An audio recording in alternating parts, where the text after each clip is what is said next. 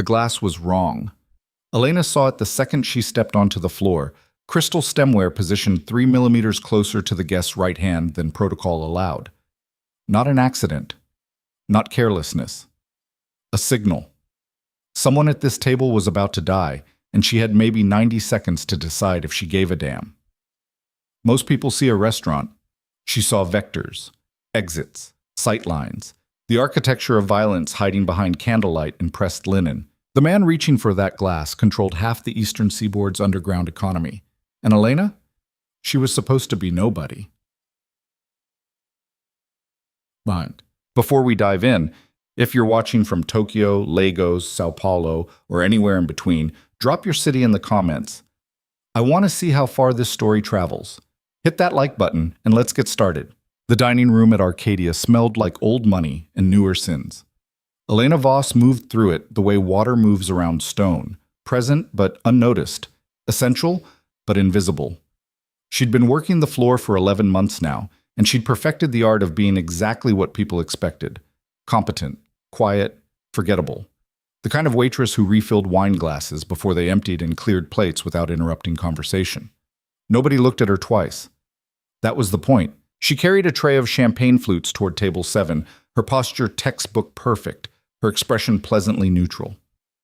The tray wasn't heavy, but she gripped it like it mattered, like this job was the only thing standing between her and eviction.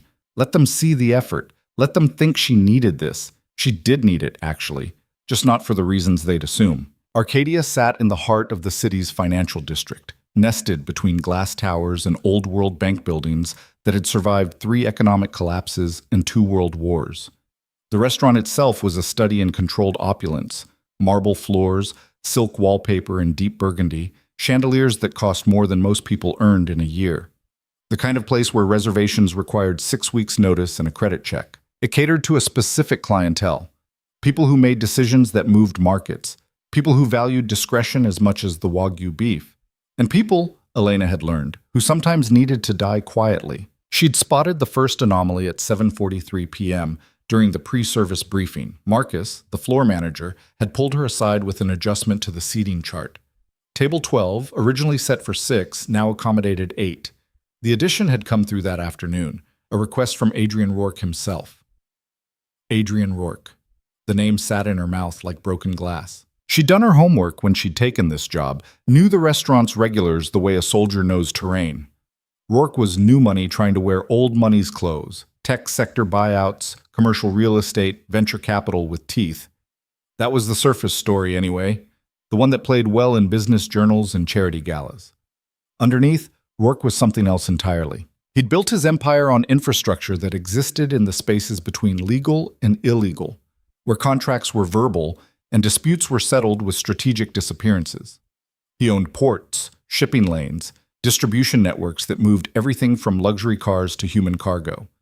He'd survived 2 federal investigations, 3 hostile takeovers, and at least 1 assassination attempt that had made the news as a gas leak. Smart men feared him. Smarter men worked for him. And tonight he'd brought his inner circle to Arcadia for what the reservation listed as a business dinner. Elena delivered the champagne to table 7, old wealth, hedge fund types celebrating a merger, and circled back toward the kitchen. She needed eyes on table 12 before service started, needed to clock the room's geometry while it was still empty. The table sat in the northeast corner, positioned beneath one of the smaller chandeliers. It offered a clear view of the entrance and both emergency exits, premium real estate for someone who valued awareness. The setup was immaculate. 8 place settings arranged with mathematical precision, wine glasses positioned exactly 1 inch from the knife's tip, water glasses at 10 o'clock relative to the plate. But 1 glass was wrong. 3rd seat from the left, guest side facing the entrance. The wine glass sat 3 millimeters closer to the plate than standard, canted 5 degrees off vertical axis. It was the kind of detail most people wouldn't notice in a lifetime of looking. The kind of detail Elena had been trained to spot from across a crowded room in low light. It was a marker. Her pulse didn't spike. She'd learned to control that years ago. But something cold and familiar settled into her chest. She kept walking, maintained her trajectory toward the kitchen, let muscle memory handle the performance while her mind ran calculations. Someone had placed that glass. someone with access to the dining room during setup, someone who knew enough about high-end service to make it look like nothing, and someone who understood the psychology of precision killing. The target would sit in that chair, order wine, drink from that specific glass, and the poison, because it was absolutely poison, would do its work while dessert was being served 2 tables over. Clean, professional, almost elegant. She pushed through the kitchen doors into controlled chaos. The kitchen at Arcadia ran like a military operation, which made sense given that Chef Reeves had done 2 tours before culinary school. Stations were clearly defined, communication was clipped and efficient, and nobody screamed unless something was actively on fire. Elena appreciated the discipline, even if she couldn't participate in it. She was front of house, not brigade, which meant she existed in the kitchen the way air existed, necessary but not engaged with. She found Marcus near the pass, reviewing tickets with his usual expression of controlled anxiety. "Table 12, she said, keeping her voice level. "What do we know about the additions?" Marcus glanced up, surprised she was asking. Elena didn't usually engage with the social architecture of service. She took her tables, delivered her food, collected her tips, went home. Curiosity wasn't part of her brand. "Rourke's people," Marcus said, checking his tablet. "Last-minute expansion. Why? Just want to make sure I'm not walking into anything complicated." "It's Rourke. Everything's complicated." Marcus scrolled through notes. "But they're regulars. They know how we operate. Just stay professional, don't engage unless engaged with, and we'll be fine." Elena nodded and stepped back, letting him return to his logistics. She'd gotten what she needed. Confirmation that the expansion was recent enough that someone could have adjusted the table setup without scrutiny. Service began at 8 p.m. sharp. The dining room filled with the usual symphony of wealth, soft laughter, crystal against crystal, conversations about markets and mergers conducted in voices trained not to carry. Elena worked her section with mechanical efficiency, her body running the familiar patterns while her mind stayed locked on table 12. Rourke's party arrived at 8:17 p.m. 7 men, all wearing variations of the same uniform, tailored suits in dark colors, watches that cost more than cars, the kind of confidence that came from never hearing the word no unless they'd said it first. They moved through the dining room like they owned it, which, in a sense, they did. Rourke had a standing investment in Arcadia's parent company. Adrian Rourke himself led the group. He was 52 but looked 40, the kind of aging that money could buy if you threw enough of it at personal trainers and dermatologists. Tall, broad-shouldered, with silver threading through dark hair cut with military precision. His suit was bespoke, probably Savile Row, fitted close enough to hint at the disciplined body underneath. Good-looking in the way that powerful men often were, not because of bone structure, but because confidence rewrote the equation. He smiled easily, shook hands with the maitre d', made a joke that drew polite laughter. Elena watched from across the room, cataloging details. Rourke moved like someone used to being watched, aware of his positioning relative to exits and sight lines. His handshake was brief, professional. No lingering contact, no power games. He deferred to the maitre d's guidance regarding the table, even though he clearly knew where he was going, controlled, careful. A man who'd survived by managing perception. The group settled into their seats with the practiced ease of people who did this often. Rourke took the head position, facing the entrance. The others arranged themselves with clear hierarchy. Closest to Rourke were obviously senior lieutenants, while the outer seats went to younger men who laughed a beat too late at jokes, and there, third seat from the left, was Darren Cole. Elena knew Cole from the same research that had taught her about Rourke. He was Rourke's second in command, the operational brain behind the Empire's expansion. 45, former military intelligence, with a reputation for strategic thinking and absolute loyalty. He'd been with Rourke for nearly a decade, had survived the same investigations and hostile actions. If you wanted to wound Rourke, Cole was the scalpel you'd aim for. Cole sat down, adjusted his jacket, and reached for his water glass. The wrong wine glass sat 2 inches from his right hand. Elena's section was on the opposite side of the dining room, but Marcus had assigned her as secondary support for table 12.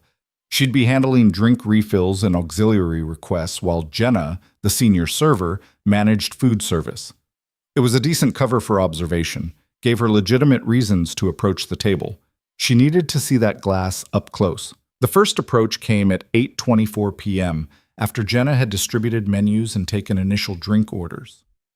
Elena moved in with a water pitcher, her movements smooth and practiced, her face arranged in pleasant neutrality. "Gentlemen," she said, voice pitched to be helpful without being intrusive. "May I refresh your water?" Rourke glanced up briefly, nodded, returned to his conversation with the man on his left. The others didn't acknowledge her at all. She was furniture, backdrop, part of the service architecture that made places like Arcadia function. Perfect. Elena moved around the table, topping off glasses with precise pours. She'd done this thousands of times. Muscle memory handled the mechanics while her attention focused elsewhere. When she reached Cole, she leaned in slightly, angling for a better view of the wine glass. There. The glass itself looked identical to the others, same crystal, same cut, same weight. But there was a faint residue along the inner rim, barely visible unless you knew to look for it. Colorless, slightly viscous, catching the light at just the wrong angle. Something water-soluble.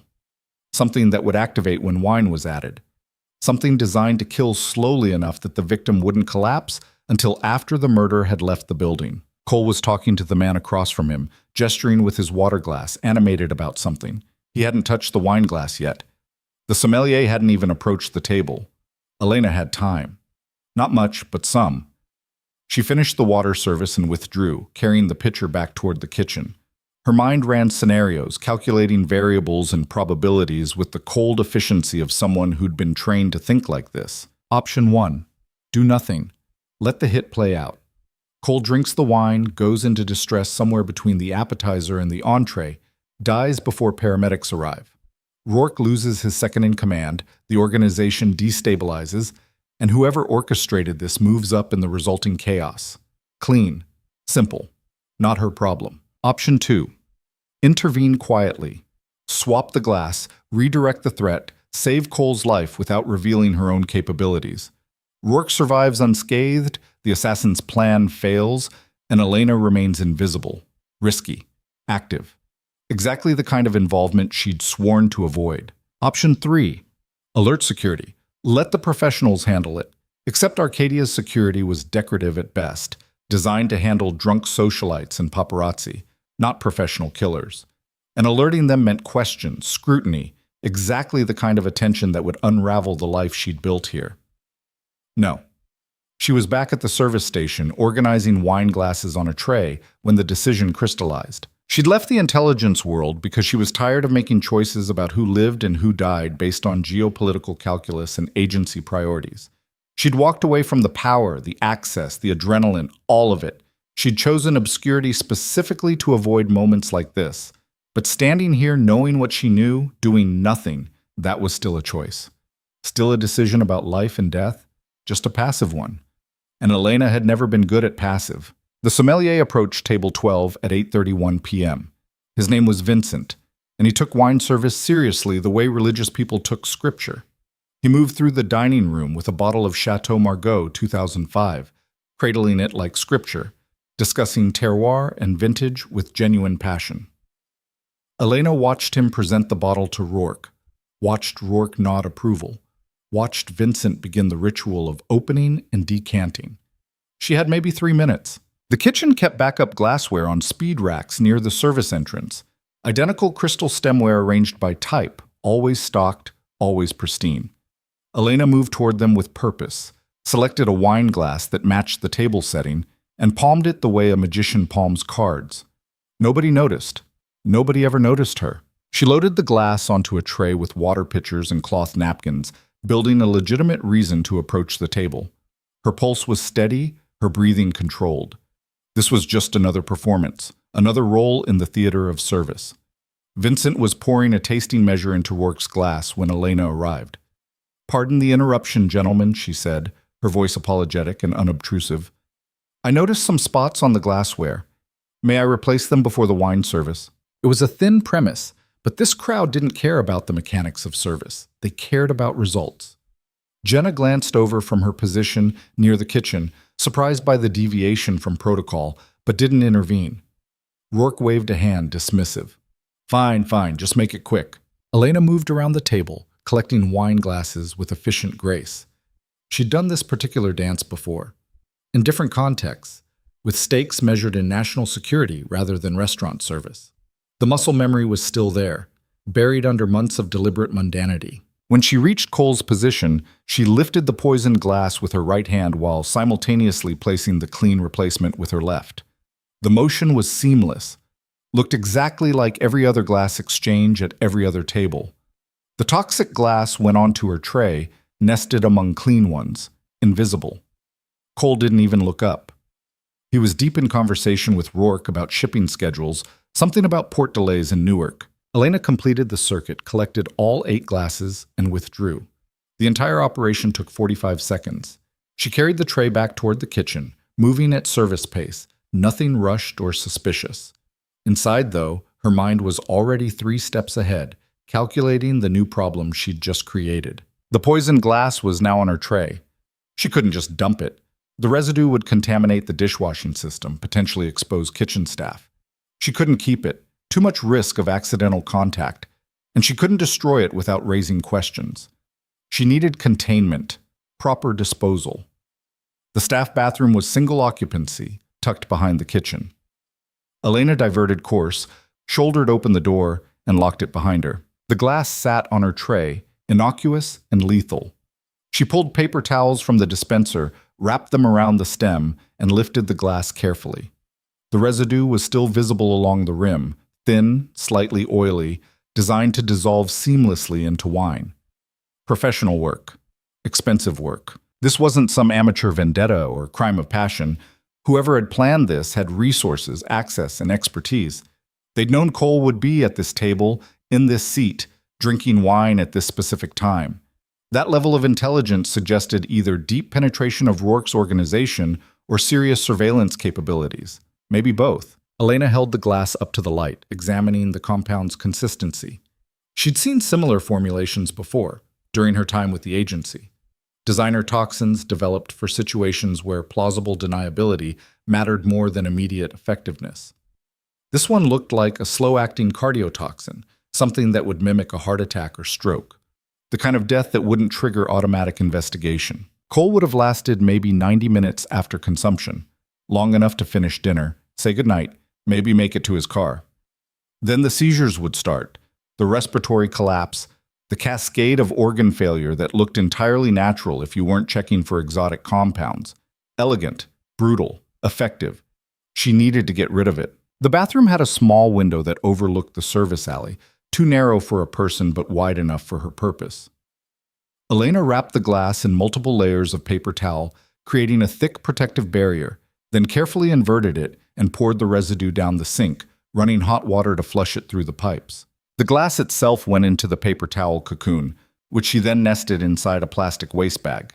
She'd dispose of it properly later, off-site, somewhere the contamination couldn't spread.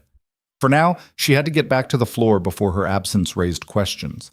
Service continued without incident. Vincent completed his wine service at table 12, pouring Chateau Margaux into the clean glasses with ceremonial precision. The men raised their stems in a toast, something about successful ventures and loyal partnerships, and drank deeply. Elena watched from across the room, pretending to organize silverware at a service station. Cole took a long sip, savored it, nodded approval to Rourke. He was drinking from the replacement glass, the clean one, the one that would let him live through dessert. The wrong glass was gone. The threat was neutralized. Elena should have felt relief. Instead, she felt the old familiar tension, the awareness that she'd just stepped into something larger than a single prevented murder. Someone had planned this hit carefully, someone with resources and patience, and now that plan had failed in a way they couldn't anticipate or explain. The glass had been poisoned, the setup was perfect, but somehow Cole was still breathing. They'd know something went wrong. They'd investigate. They'd look for variables, for unexpected interference. They might look at her. Elena pushed the thought away and returned to work, carrying appetizer plates to table 9, refilling champagne at table 4, moving through the dining room's choreography with practiced ease. But she was aware now, in a way she hadn't been in months, aware of sightlines and positioning, aware of who was watching and who was being watched, aware of the architecture of violence hiding behind the civilized facade. She'd left this world deliberately, had buried that version of herself under layers of ordinary life, had committed to the performance of normalcy with the same discipline she'd once committed to field work. One action, one switched glass, and it was all coming back. At table 12, the meal progressed through its carefully orchestrated stages. Appetizers arrived at 8:47 p.m., seared foie gras, oysters on ice, house-cured salmon arranged with architectural precision. The men ate with the unconscious entitlement of people who'd never questioned whether they deserved luxury. Elena watched the table between her own service duties, cataloging details with reflexive thoroughness. Work dominated the conversation without seeming to dominate, his body language open and inclusive even as he controlled the narrative flow. He'd ask questions, draw out opinions, let his lieutenants feel heard, and then he'd synthesize their input into decisions that had clearly been his all along. Classic leadership manipulation, the kind taught in business schools and military academies. Cole sat at his right hand, playing the role of trusted advisor with natural ease. He'd add context to Rourke's observations, fill in operational details, occasionally push back on strategic points with the confidence of someone whose disagreement was valued. The dynamic read as genuine partnership, the kind of professional intimacy built over years of shared risk, which made the assassination attempt more interesting. If Cole was genuinely loyal, and everything in his body language suggested he was, then the threat came from outside Rourke's inner circle. A rival organization, maybe, or a hostile faction trying to destabilize the Empire by removing its operational cornerstone. But if Cole was playing a deeper game, if the loyalty was performance, then this could be internal. A coup disguised as outside aggression. Kill the second-in-command in a way that looked like enemy action, consolidate power in the resulting chaos, eliminate rivals under the cover of security crackdowns. Elena had seen that particular playbook before. It worked more often than people expected. The main course arrived at 9:23 p.m. Dry-aged ribeye, butter-poached lobster, vegetables that had been transformed into geometric art. The table's energy had loosened slightly. Wine and food doing their chemical work, lowering guards, encouraging candor. Elena approached with a water pitcher, maintaining her invisible presence. "Shouldn't be a problem," Cole was saying, cutting into his steak with surgical precision. "The Newark situation resolves itself once the Union leadership understands the alternative." "We're not threatening the Union leadership," Rourke said mildly. "We're having a conversation about mutual interests. A conversation they'll find very persuasive." This from a younger man at the table's far end, grinning like he'd said something clever. Rourke's expression didn't change, but something in his posture shifted. A subtle correction, a wordless reminder about discretion. The younger man's smile faded. He went back to his lobster without further comment. Elena filled water glasses and retreated, processing the exchange. Rourke ran a tight ship, demanded discipline even in private settings. That kind of operational security was rare outside military or intelligence circles. It suggested either professional training or hard lessons learned through near-catastrophic failures. Probably both. She was back at the service station when she felt it. That animal awareness of being observed. The primitive hindbrain alarm that predated language. The one that had kept humans alive through evolutionary bottlenecks. Someone was watching her. Elena didn't turn, didn't acknowledge the sensation.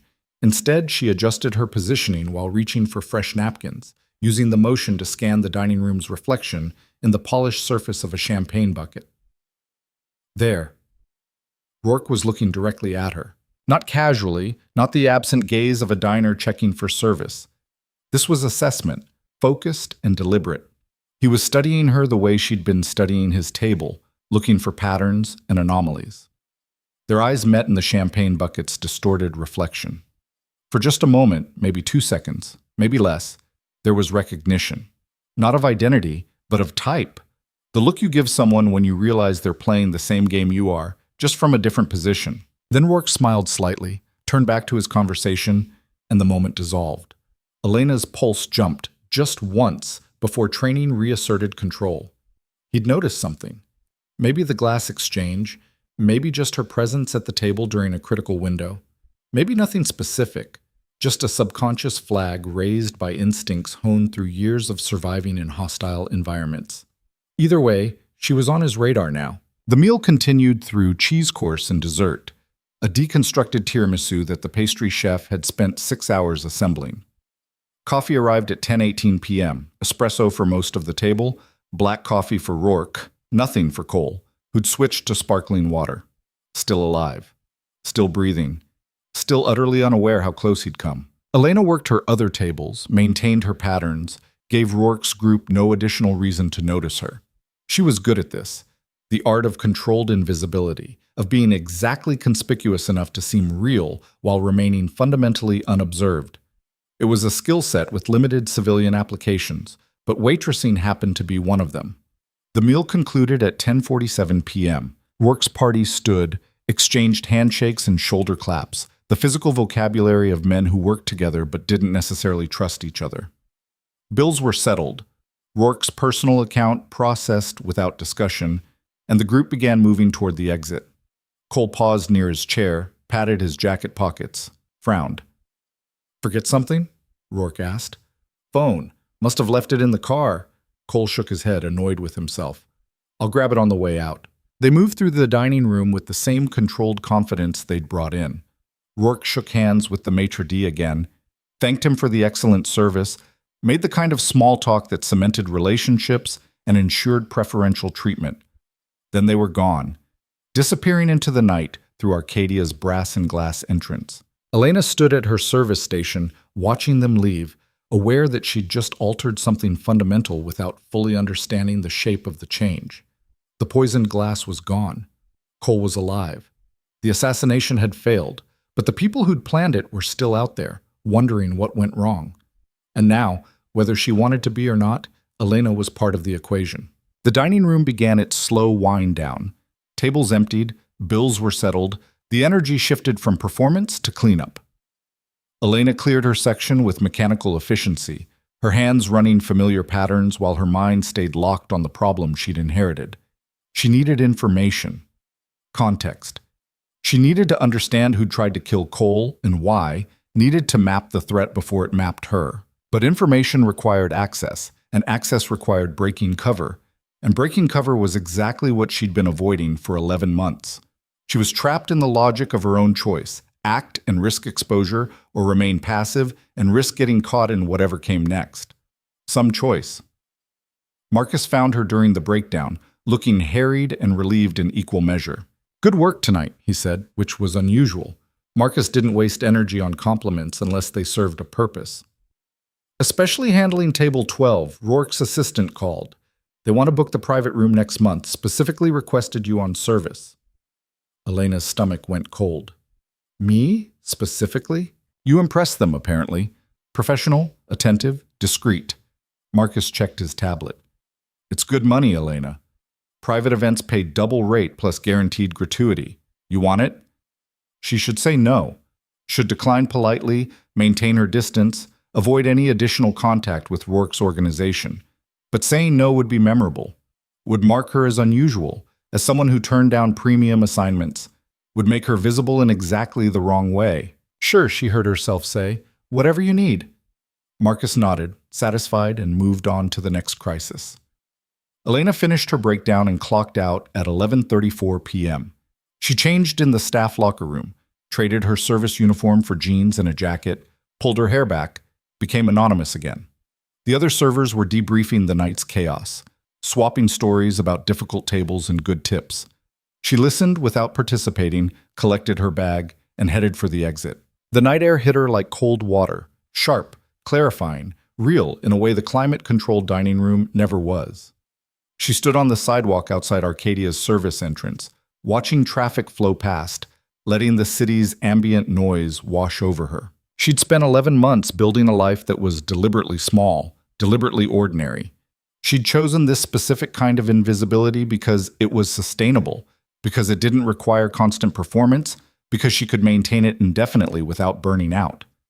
One decision, one switched glass, and that sustainability was compromised. Because Elena knew herself well enough to understand, she wouldn't be able to leave this alone, wouldn't be able to not investigate, not plan, not prepare for whatever came next. The instincts were too deep, the training too thorough. She'd saved Cole's life tonight, but in doing so, she might have destroyed her own carefully constructed invisibility. The question now was whether that trade had been worth it. Elena pulled out her phone, hesitated, then opened an encrypted messaging app she hadn't touched in months. The interface loaded slowly, like it was remembering how to function. She typed a single message to a contact listed only as archive. Need background on Adrian Rourke. Comprehensive. Discreet. The message sat in the compose field. Unsent. A commitment waiting to be made. Elena stared at it for a long moment, aware that sending it meant crossing a line she'd sworn not to cross. Meant reaching back into the world she'd left, reactivating connections she'd deliberately severed. Meant admitting she was still that person, under all the performance. She hit send. The message disappeared into encrypted channels, bouncing through proxies and dead drops, finding its way to someone who still owed her favors from the old life. Response came 47 seconds later. 72 hours, standard rate. Don't make this a habit. Elena pocketed the phone and started walking. The streets were busy despite the hour. This part of the city never really slept, just shifted from one kind of activity to another. She moved through the crowds with practiced anonymity, taking random turns, checking reflections, running basic counter-surveillance protocols without really thinking about it. Old habits, useful habits. Her apartment was 30 minutes away by foot, a deliberate choice. She didn't own a car, didn't maintain predictable patterns. She'd learned a long time ago that mobility and unpredictability were defensive assets more valuable than comfort. She was passing a closed bookstore when her phone buzzed. Unknown number, local area code. Elena stopped walking, stepped into a recessed doorway, and answered without speaking. Silence on the other end. Not dead air. She could hear ambient noise, the faint sounds of traffic and ventilation systems. Someone was there, listening, waiting. "You have the wrong number," Elena said finally, keeping her voice neutral. "I don't think I do." Male voice, controlled, intelligent. "You did something interesting tonight, Ms. Voss." The name hit her like a fist. Not because it was hers, it was technically the identity she'd been using for the past year, but because it meant someone had connected her actions to her identity, which meant her invisibility was already compromised. "I served dinner," Elena said.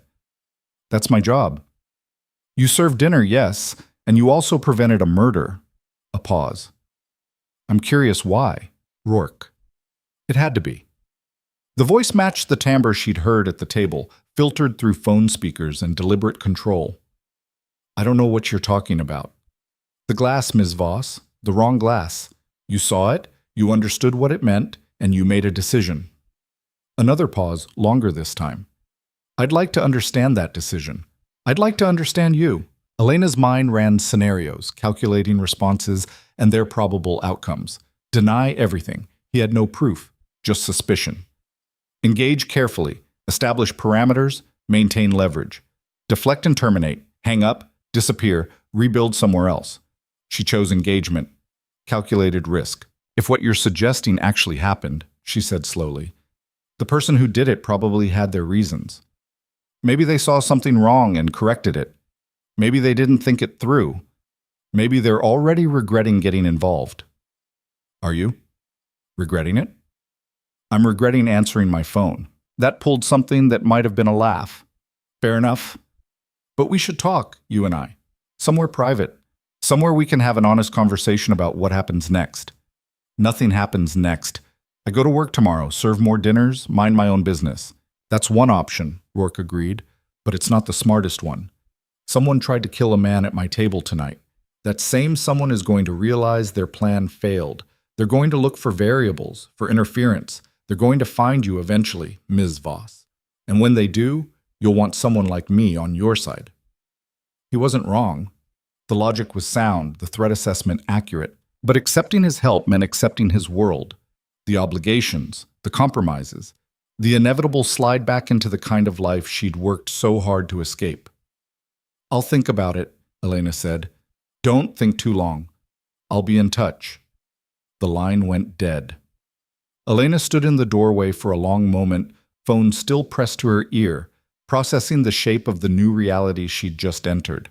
Rourke knew who she was, knew what she'd done, knew enough to find her, track her, contact her, which meant others could too. The assassin, the organization behind the hit, Anyone with resources and motivation. Her invisibility was gone. The question now was what came next, whether she'd try to rebuild it somewhere else, or whether she'd accept that some decisions couldn't be unmade, whether she'd stay hidden or step back into the light. Elena pocketed her phone and resumed walking, moving through the city's familiar streets with new awareness. Behind her, she didn't notice the sedan parked 3 blocks back, engine idling, watching her progress through telephoto lenses. Didn't notice the encrypted message being sent from inside that car. Target acquired. Awaiting instructions.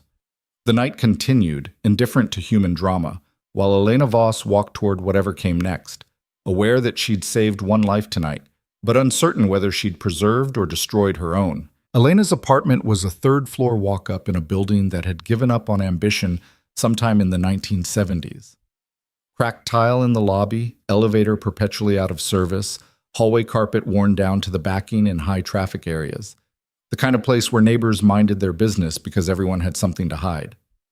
Perfect. She climbed the stairs with her keys already out, muscle memory positioning them between her fingers in a configuration that wasn't quite brass knuckles but served similar purpose. The hallway was empty, doors closed. Only sound the muffled argument bleeding through 3C's walls. Same couple, same fight they'd been having since she moved in. Her door looked undisturbed. No scratches around the lock. No fiber strands she'd positioned across the frame gap. No scent of unfamiliar cologne, or the particular smell of nervous sweat that people left behind when they searched a place they weren't supposed to be in. Still, she cleared the apartment anyway. Living room first. Small, deliberately sparse, furniture positioned to allow clear sightlines to both the door and the fire escape. Kitchen next, barely more than a galley, nothing in the cabinets except generic cereal and canned soup. Bathroom, shower curtain pulled back, medicine cabinet containing exactly 1 toothbrush and travel-sized toiletries. Bedroom last. Checking the closet and under the bed with the thoroughness of someone who'd once found a hostile operative in exactly that location. Empty. Clean. Elena locked the door behind her, engaged the deadbolt and chain, then dragged a chair over and wedged it under the handle. Basic security theater, mostly. Anyone serious would come through the window or the walls, but it made her feel incrementally less exposed. She dropped her bag on the kitchen counter and stood there for a moment, letting the adrenaline cycle down, aware of the way her hands wanted to shake and refusing to let them. Rourke had her number, had her name. Had probably run background checks while she was walking home, pulling whatever information existed in databases she'd tried very hard to scrub herself from. The question was how much he'd found. Elena had built her current identity carefully, layering it with just enough truth to survive casual scrutiny while burying anything that connected back to her previous life. Sarah Elena Voss, age 32, born in Portland, unremarkable employment history in service industries, no criminal record, no flags. But scrubbing digital footprints was like cleaning up mercury. You could get most of it, but traces always remained. Someone with resources and motivation could find the gaps, the inconsistencies, the places where the story didn't quite hold together. Someone like Rourke. She pulled out her phone and opened the encrypted app, checking for responses. Nothing yet from archive. 72 hours meant 72 hours, not 72 minutes. The people she'd worked with didn't rush, didn't cut corners. That's why they were still alive. The unknown number that had called her sat in her recent calls list, taunting her. Elena stared at it, weighing options. She could block it, throw the phone away entirely, buy a new one with cash from a bodega 3 neighborhoods over. Cut the connection, force Rourke to work harder if he wanted contact. Or she could keep the line open, monitor it, use it. She left it alone and moved to the bedroom. Her go bag sat in this closet behind winter coats she'd never needed, a nondescript backpack that looked like something a college student would carry. Inside, $15,000 in cash, 3 credit cards under different names, 2 passports that would survive anything short of federal-level verification, and a Glock 19 with 2 spare magazines. Everything she'd need to disappear on 6 hours' notice. Elena pulled it out, checked the contents against mental inventory, confirmed nothing had been disturbed. The gun was still properly maintained, ammunition still factory fresh. The cash was in mixed denominations, nothing larger than 50s. The credit cards were still valid, though she'd need to test them before relying on them for anything critical. Ready, waiting. She'd packed this bag her second week in the city before she'd even found the apartment, had maintained it religiously, updating documents and rotating currency, making sure the escape route stayed viable. Because some lessons you learn permanently, written into nervous system architecture deeper than conscious thought. Always have an exit. She returned the bag to its position and pulled out her laptop instead. A secured machine running virtual partitions and VPN tunnels that bounced traffic through enough international servers to make tracking genuinely difficult. Not impossible. Nothing was impossible, but expensive enough that casual surveillance wouldn't bother. She needed to know what Rourke could find, needed to see her own footprint the way he'd see it. The search results were depressingly thin. Sarah Elena Voss barely existed online. No social media presence, no tagged photos, no digital exhaust from shopping or browsing or any of the thousand small ways people left pieces of themselves scattered across the internet. Her employment history showed gaps that could be explained as traveling or freelancing, but might also flag as suspicious to someone looking for suspicious things. Her credit score was mediocre.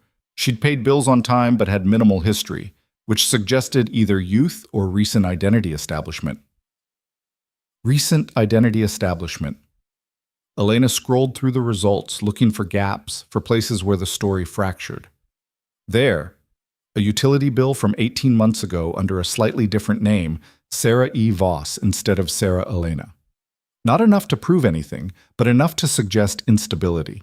And there, a reference in an old employee directory from a hotel in Boston where she'd worked briefly, listing her start date as 3 years ago, but with no corresponding end date. Like she'd disappeared mid-shift. Which she had, actually. That hotel job had ended when someone from her old life had walked through the lobby, someone she'd last seen in a safe house in Vienna, and she'd grabbed her coat and walked out through the kitchen without clocking out. Professional paranoia. Justified paranoia. But it left traces. She closed the laptop and sat in the dark apartment, listening to the building's sounds. Water in pipes, footsteps overhead, distant television noise bleeding through walls. The acoustic texture of other people's lives, surrounding her, insulating her. Community by proximity, if not by connection. Her phone buzzed. Elena's hand was on it before conscious thought engaged, some part of her brain still operating on reactive protocols.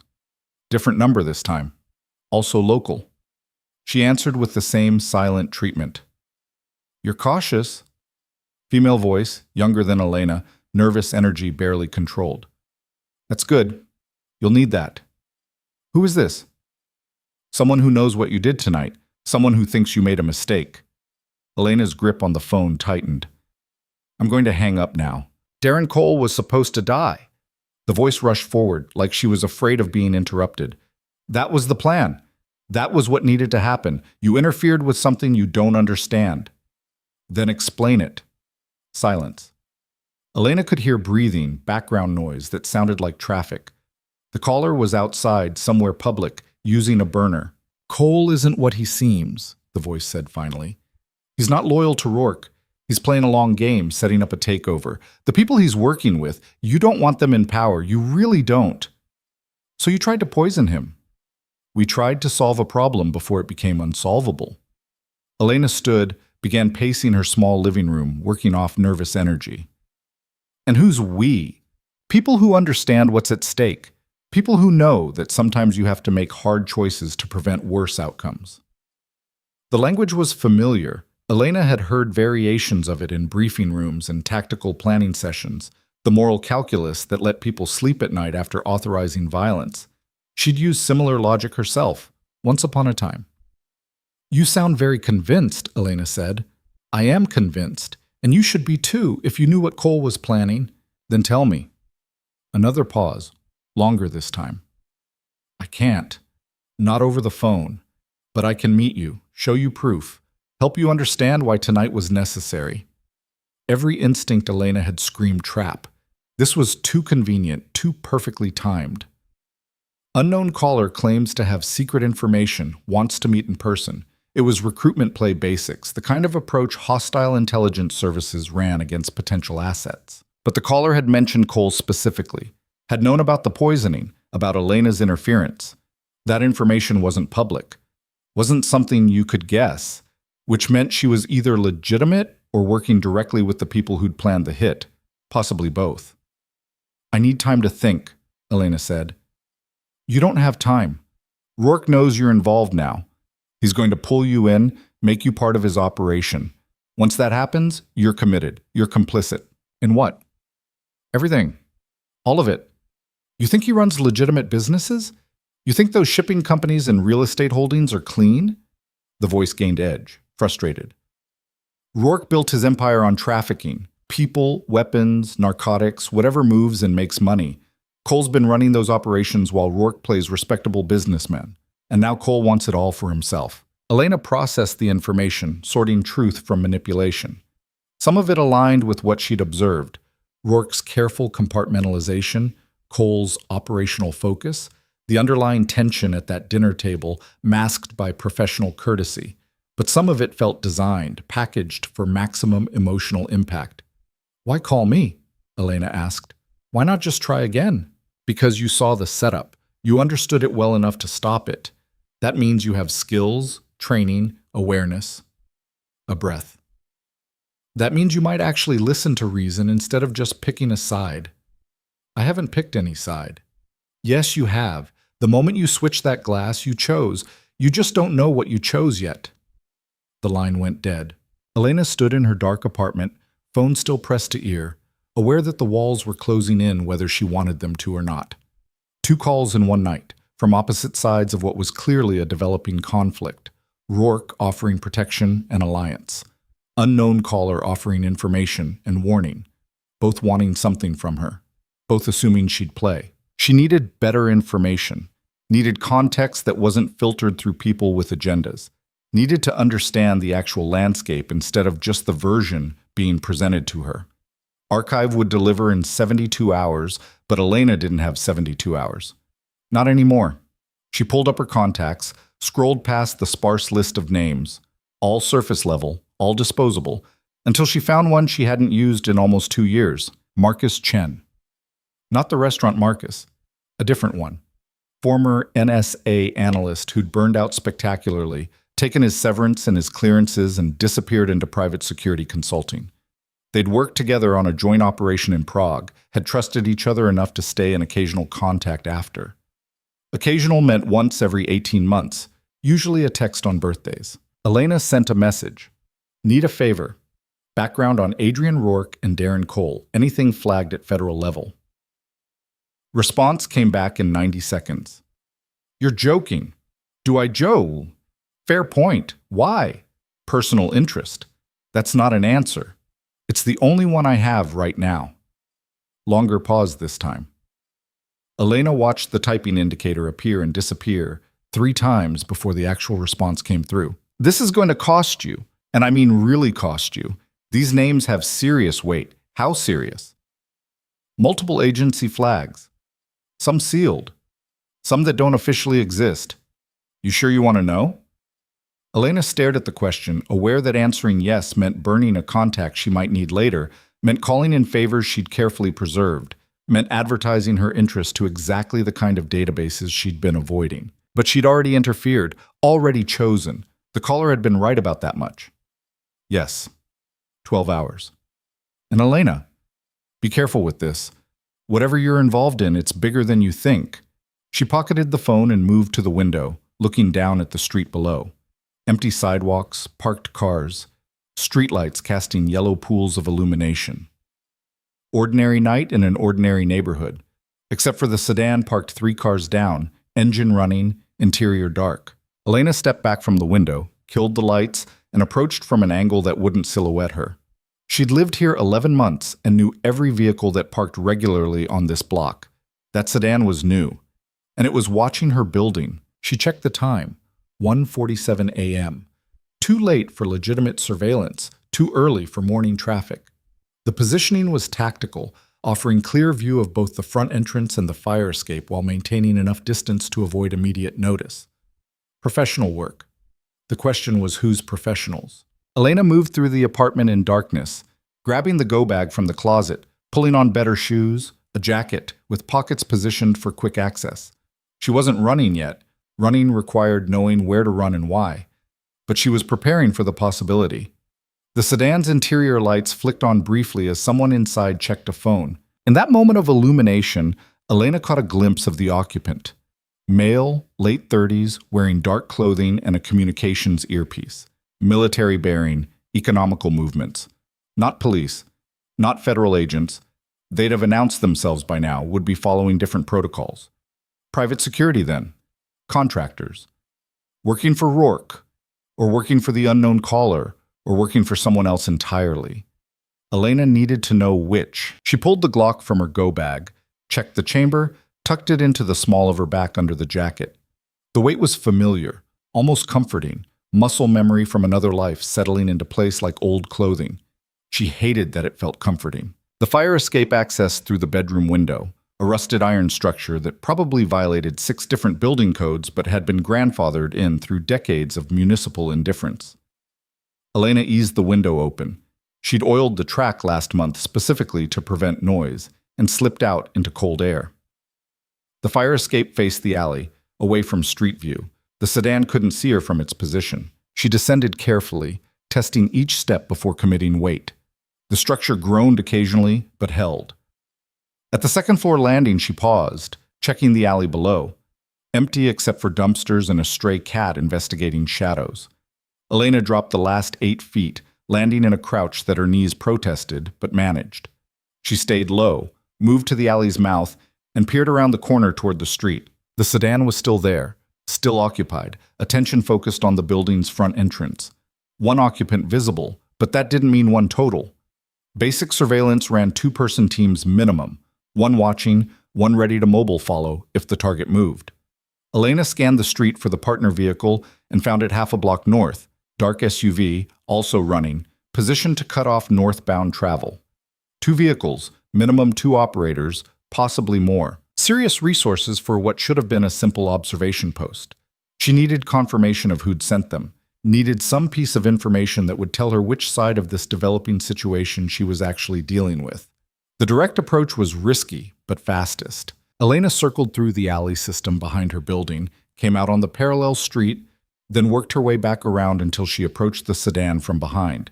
The operator inside was focused forward, watching the building entrance, confident in his positioning. Confidence made people sloppy.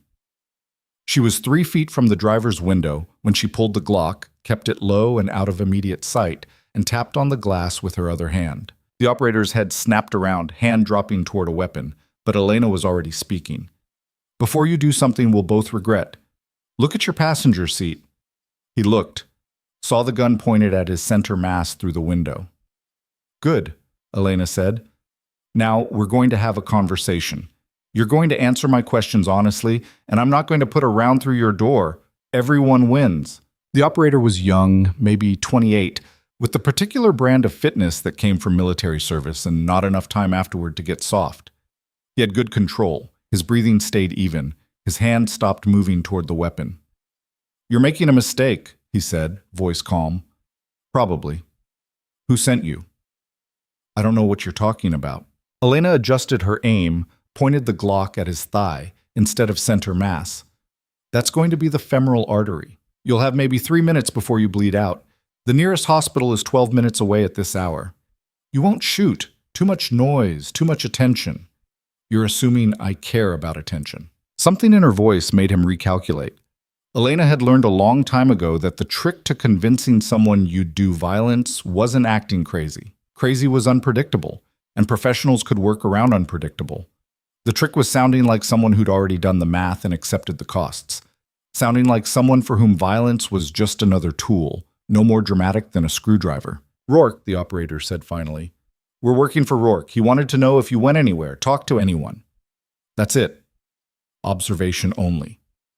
"Just observation?" Those were the orders. Elena studied his face, looking for tells. He was scared but not panicking, honest but not completely forthcoming, holding something back. "What else?" she asked. "Nothing else." She lowered the gun slightly, tilted her head. "You're lying. Not about the observation, that part's true. But there's something else. Something you were told to watch for specifically." The operator's jaw tightened. "Talk," Elena said. If you made contact with anyone, phone calls, meetings, anything, we were supposed to report it immediately. Report it to who? Rourke's security chief, guy named Victor. Elena didn't recognize the name, filed it away for later. And have you reported anything? You've been home since you got here. No contacts, no calls, no visitors. He paused. Until now. Until now, Elena agreed. So what are you going to tell Victor about this? The truth, that you made us, that you're better than we expected. You could lie. Say I never spotted you. I could. But then you'd do something unexpected tomorrow. Victor would figure out I missed it tonight, and I'd be the one answering uncomfortable questions. He looked at her directly. I'm good at my job, but I'm not interested in dying for it. Fair enough. Elena stepped back from the window, lowered the gun completely. Tell Victor exactly what happened. Tell him I'm aware of the surveillance and I don't appreciate it. Tell him if Rourke wants a conversation, he has my number. He doesn't need to watch my apartment like I'm a suspect. You want me to deliver a message? I want you to deliver accurate information. Whether Rourke interprets it as a message is his problem. The operator nodded slowly. You former military? Something like that. You're going to want to be careful. Rourke's not someone you want as an enemy. Neither am I, Elena said. She tucked the gun back into her waistband, turned and walked away before he could respond. Behind her, she heard the sedan's engine rev, heard the vehicle pull away from the curb. The SUV up the block followed 30 seconds later, both vehicles departing with professional coordination. Elena watched them go from the shadows of a recessed doorway, then circled back to her building through the alley. The conversation had given her some information. Rourke was interested enough to put surveillance on her, but not aggressive enough to make it hostile. He wanted to know what she did, who she talked to, whether she was a threat or an asset, standard intelligence gathering. But it also meant he was nervous. People who felt secure didn't waste resources on surveillance. They issued invitations or threats, moved directly, operated from positions of strength. Watching meant uncertainty, meant Rourke didn't know how to classify her yet. Good. Uncertainty was leverage. She climbed back up the fire escape, slipped into her apartment, and secured the window behind her. The street below was empty now, surveillance withdrawn, at least temporarily. Elena stripped off the jacket, put the gun back in the go bag, and sat on the edge of her bed in the dark.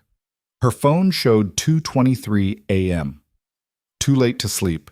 Too early to do anything productive.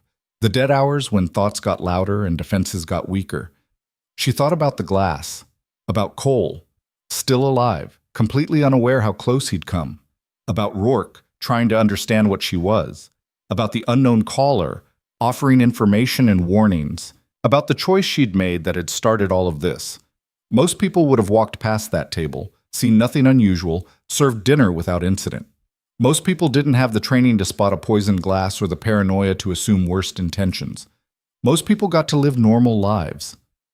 Elena had given up normal a long time ago, but she'd been trying to approximate it, trying to build something sustainable in the spaces between her past and whatever came next. One decision, and that approximation was collapsing. Her phone buzzed again. She almost didn't look, almost threw it across the room out of pure frustration. But discipline won. Always check. Always know. Archive had responded early. Preliminary data attached. Full report in 48. This is bigger than you indicated. Be smart. The attachment was encrypted, required 3 separate passwords to open. Elena worked through the security layers and found herself looking at a dossier that confirmed her worst suspicions. Adrian Rourke wasn't just a crime boss playing businessman. He was an asset, had been for nearly a decade, working with multiple federal agencies in some kind of complicated arrangement that gave him operational freedom in exchange for intelligence on larger targets. Protected status. Institutional support. The kind of arrangement that made people untouchable. Darren Cole's file was thinner, but more troubling. Former military intelligence specialized in psychological operations and strategic deception. Recruited by Rourke 8 years ago after a dishonorable discharge that had been quietly sealed. No details on what had triggered the discharge, but the timing suggested something serious enough to end a promising career. Since then, Cole had been running Rourke's operational side, the parts that didn't appear in business filings or tax returns. The parts that federal agencies pretended not to notice because Rourke's cooperation was worth more than enforcement. And according to Archive's preliminary analysis, Cole had been making moves, quiet acquisitions, strategic relationships, building parallel power structures that could function independently of Rourke's oversight. The unknown caller might have been telling the truth about the coup. Elena closed the file and sat in darkness, processing implications. If Cole was planning a takeover, and if that takeover threatened federal interests, then the poisoning might have been sanctioned. Might have been an intelligence operation designed to preserve a valuable asset by eliminating an internal threat, which would make the unknown caller a federal operative, which would make Elena's interference a problem for people with significant resources and legal immunity, which was just fantastic. She needed sleep, needed to let her subconscious work on the problem while her conscious mind rested. But sleep felt impossible, adrenaline and anxiety forming a chemical cocktail that kept her wired and alert. She tried anyway. Lay down on the bed fully clothed, gun within reach, phone on silent but positioned where she'd feel the vibration. Closed her eyes and tried to find something resembling rest. Somewhere around 4 a.m., she managed something that wasn't quite sleep but wasn't entirely wakefulness either. A gray state of reduced consciousness where thoughts moved slowly and time became negotiable. She dreamed about Vienna, about the safe house, and the operation that had ended her career, about choices made under pressure and consequences that lasted longer than the moment of decision. Dreamed about blood on tile floors and the sound of someone dying badly. Woke at 6:15 a.m. with her heart racing and sweat cooling on her skin. The apartment was still dark, still quiet. No missed calls, no messages, no indication that the night had been anything other than ordinary. Elena got up, showered in water that never got quite hot enough, dressed in clean clothes that looked identical to yesterday's. Built coffee in the small machine she'd bought at a discount store. Drank it black while watching dawn break over the city. She had a shift at Arcadia tonight. Had to show up. Had to maintain the performance of normalcy, even though everyone involved knew it was a performance. Had to see Rourke's people again and pretend the previous night hadn't happened. Professional theater. Exhausting theater. Her phone rang at 7:32 a.m. Unknown number. Different from the previous two. Elena answered.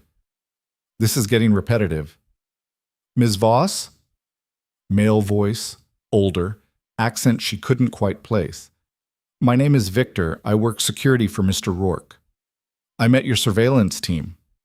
Yes, they reported the encounter. Impressive work, especially the threat assessment regarding the femoral artery. Very precise. I'm good at precision, so I'm learning. A pause. Mr. Rourke would like to meet with you, today if possible. Somewhere neutral, somewhere you'd feel comfortable. I don't feel comfortable meeting with someone who put surveillance on my apartment. That was a precaution, not a threat. Mr. Rourke is concerned about your safety. My safety. You interfered with an assassination attempt. The people who planned that attempt will have noticed the failure. They'll be looking for explanations, for variables. Your involvement puts you at risk. So Rourke wants to protect me. Mr. Rourke wants to have a conversation. What happens after that conversation is up to you. Elena drank more coffee, considered her options. She could refuse, maintain distance, try to navigate the situation without direct contact. But that strategy assumed she had leverage, had information, had some kind of advantage. She had none of those things. Meeting Rourke meant risk, meant exposure, meant stepping deeper into exactly the situation she'd been trying to avoid. But it also meant information, meant understanding what she was actually dealing with instead of just reacting to shadows. Public place, Elena said. My choice of location. No security except Victor, and he stays visible. Acceptable. Where and when? Washington Square Park, North Fountain, 10 a.m. We'll be there. The line went dead. Elena checked the time. 2.5 hours to prepare, to plan, to figure out what the hell she was going to say to a man who could have her killed with a phone call.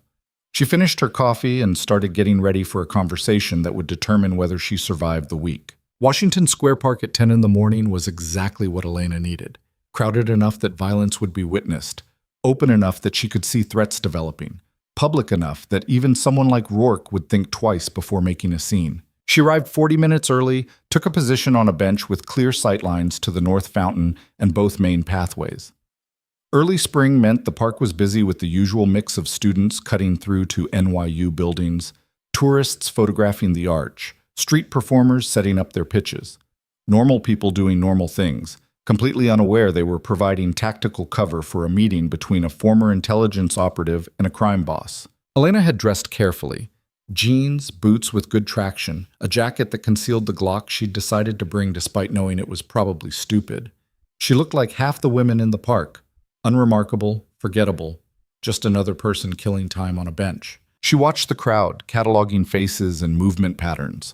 Couple arguing near the chess tables, both too focused on each other to be surveillance. Street musician with a guitar, playing badly enough that it was probably genuine. Dog walker with 3 mismatched animals, struggling with tangled leashes. Nothing that screamed threat.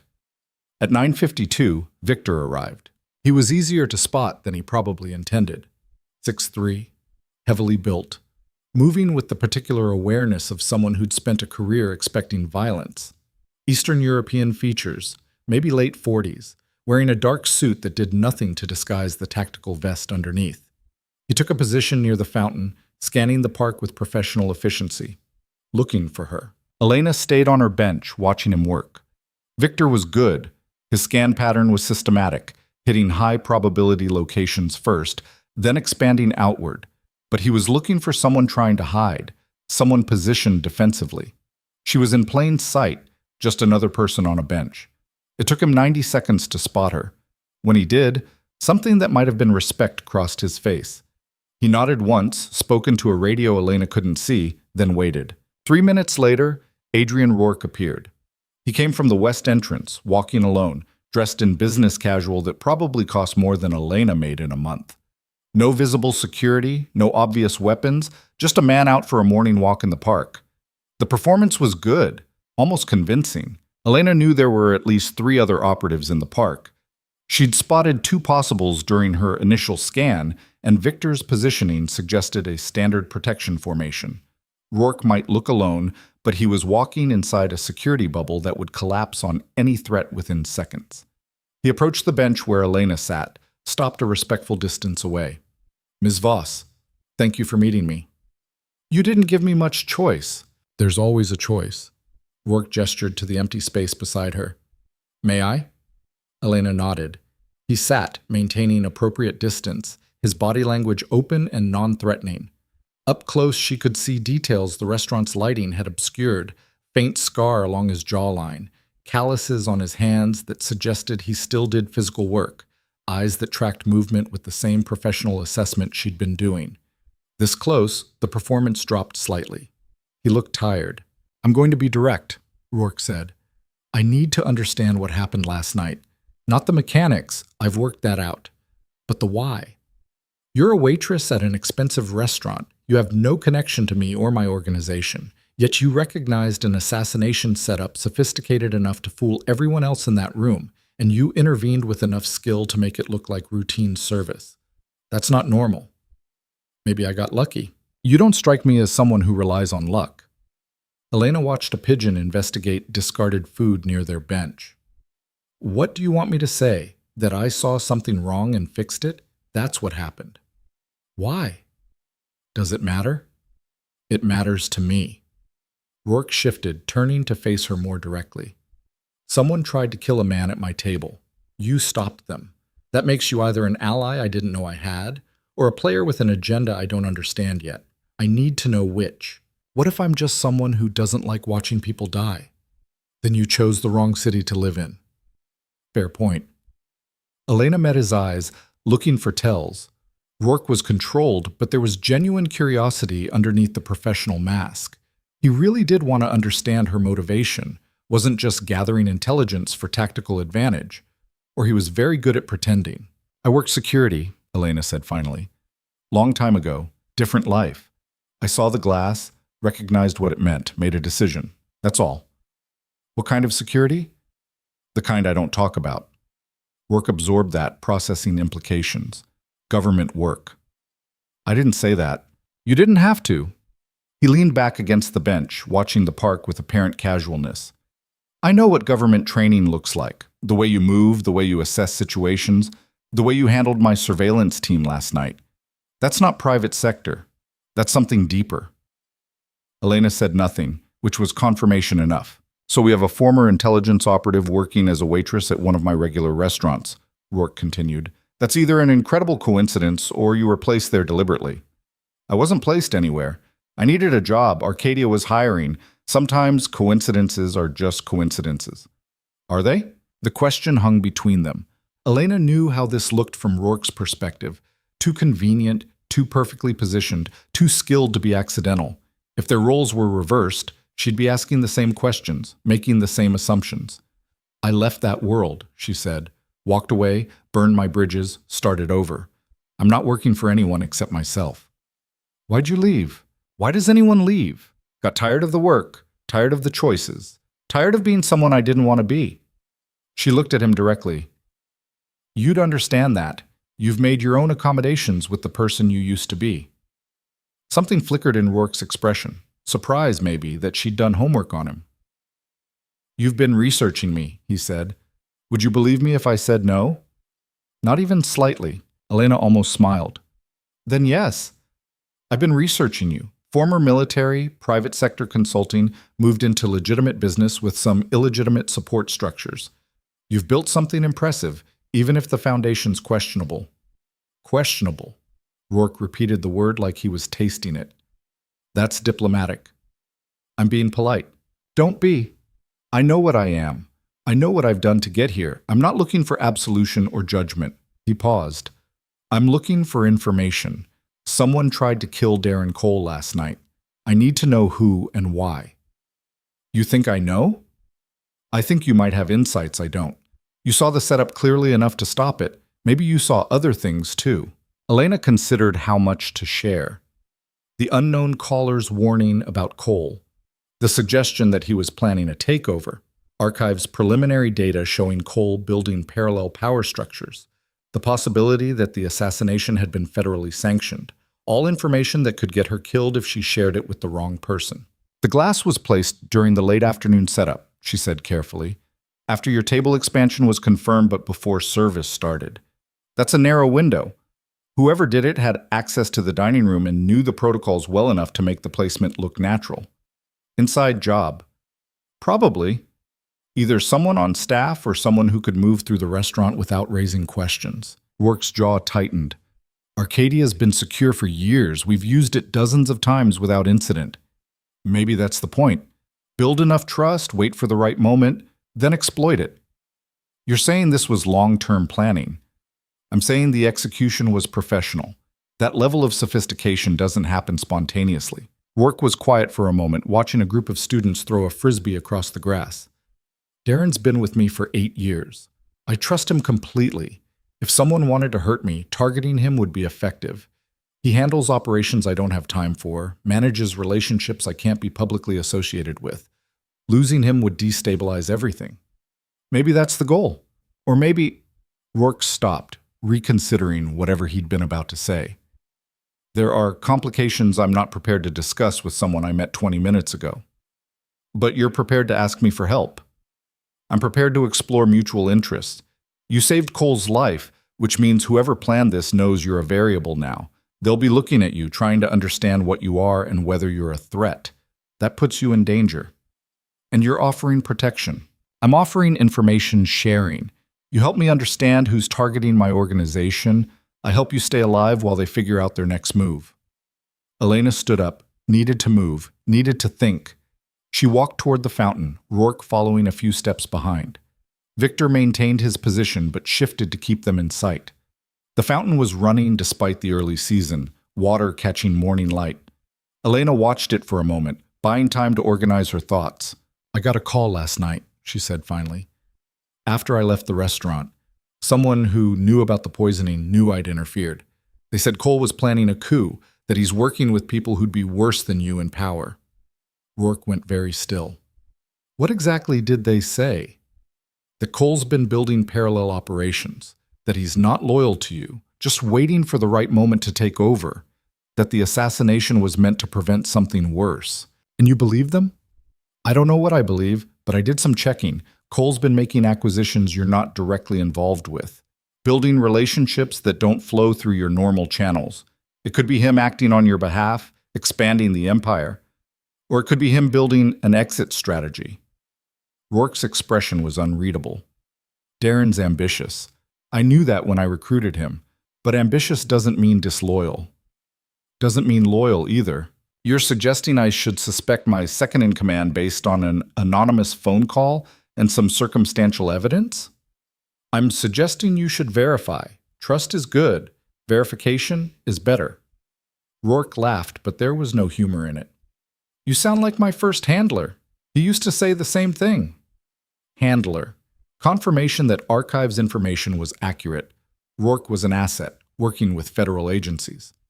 Is that what Cole is? Elena asked. A handler problem? Rourke's eyes sharpened. What do you know about my arrangements? Enough to understand you're more complicated than you appear. Enough to wonder if last night's hit was about business or something else. It's always about business, even when it pretends to be about something else. Rourke moved closer to the fountain, lowered his voice. I've spent 10 years building something functional, something that works for everyone involved. The people I answer to get intelligence they can't obtain through official channels. I get operational freedom and protection. It's a good arrangement. Unless someone wants to change it. Unless that. He was quiet for a beat. Cole knows about my arrangements. Has to. He runs too much of the operation not to. If he's planning a move, if he thinks he can cut his own deal or go independent, that would explain why certain parties might want him removed. Certain parties like federal agencies. Like people with interests in maintaining the status quo. Elena processed the implications. If Cole was threatening to disrupt Rourke's relationship with federal handlers, if he was building something that didn't include their oversight, they'd have motivation to eliminate him. Clean, deniable, blame it on criminal rivalry. And Elena had interfered with that operation, which made her a problem for people with institutional resources and legal immunity. I need to sit down, she said. They returned to the bench. Victor had moved closer, responding to some shift in Rourke's body language that suggested the conversation had gotten serious. The person who called you, Rourke said. Did they offer to meet? Yes, I haven't responded. Don't. If they're who I think they are, meeting them would be a mistake. They'll either recruit you or eliminate you, and either option ends badly. So what do you suggest? Help me verify Cole's situation. If he's loyal, we identify the real threat and handle it. If he's not, Rourke's expression hardened. Then we handle that too. And how do you want me to help? I'm a waitress. I don't have access to your organization. But you have skills, training, perspective from outside my operation, and you're already involved whether you want to be or not. Someone tried to kill Cole using your restaurant as the venue. That makes it your problem too. Elena wanted to argue, wanted to say she could just walk away, disappear, rebuild somewhere else. But she'd tried that after Vienna, tried to outrun the consequences of her choices, and here she was anyway, pulled back into exactly the kind of situation she'd been avoiding. Some patterns you couldn't break. Some debts you couldn't escape. What exactly are you asking me to do? Come to dinner tonight, at my home, not the restaurant. I'm hosting a small gathering, Cole and a few other key people. I want you there, observing, using those instincts that spotted the poisoning. Tell me what you see that I'm missing. You want me to spy on your own people. I want a second opinion from someone without history or loyalty clouding their judgment. Elena laughed, harsh and tired. You're asking a stranger to evaluate your inner circle based on one prevented murder and a suspicious phone call. That's not second opinion territory. That's paranoia. Paranoia keeps you alive in my business, so does adapting when circumstances change. Rourke stood, straightened his jacket. Think about it. If you're interested, Victor will send you the details. If not, I'll understand, and you'll never hear from me again. Just like that. Just like that. I don't force cooperation. It works or it doesn't. He started to walk away, then paused. One more thing. The people who called you last night, who tried to kill Cole, they're not going to stop. Whether you help me or not, they'll see you as a variable that needs addressing. You might want to consider which side of this situation offers you better survival odds. Then he was gone. Victor falling into step beside him, both men disappearing into the park's foot traffic like they'd never been there. Elena sat on the bench alone, watching pigeons fight over crumbs, trying to figure out how her attempt at an ordinary life had collapsed so completely in less than 24 hours. Her phone buzzed. Text from an unknown number. Dinner tonight, 8 p.m. Address attached. Come alone. Sound V. She stared at the message, thumb hovering over the delete button. This was the decision point.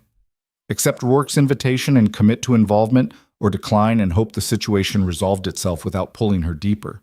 Except situations like this never resolved themselves. They escalated, metastasized, pulled in everyone nearby until the blast radius was complete.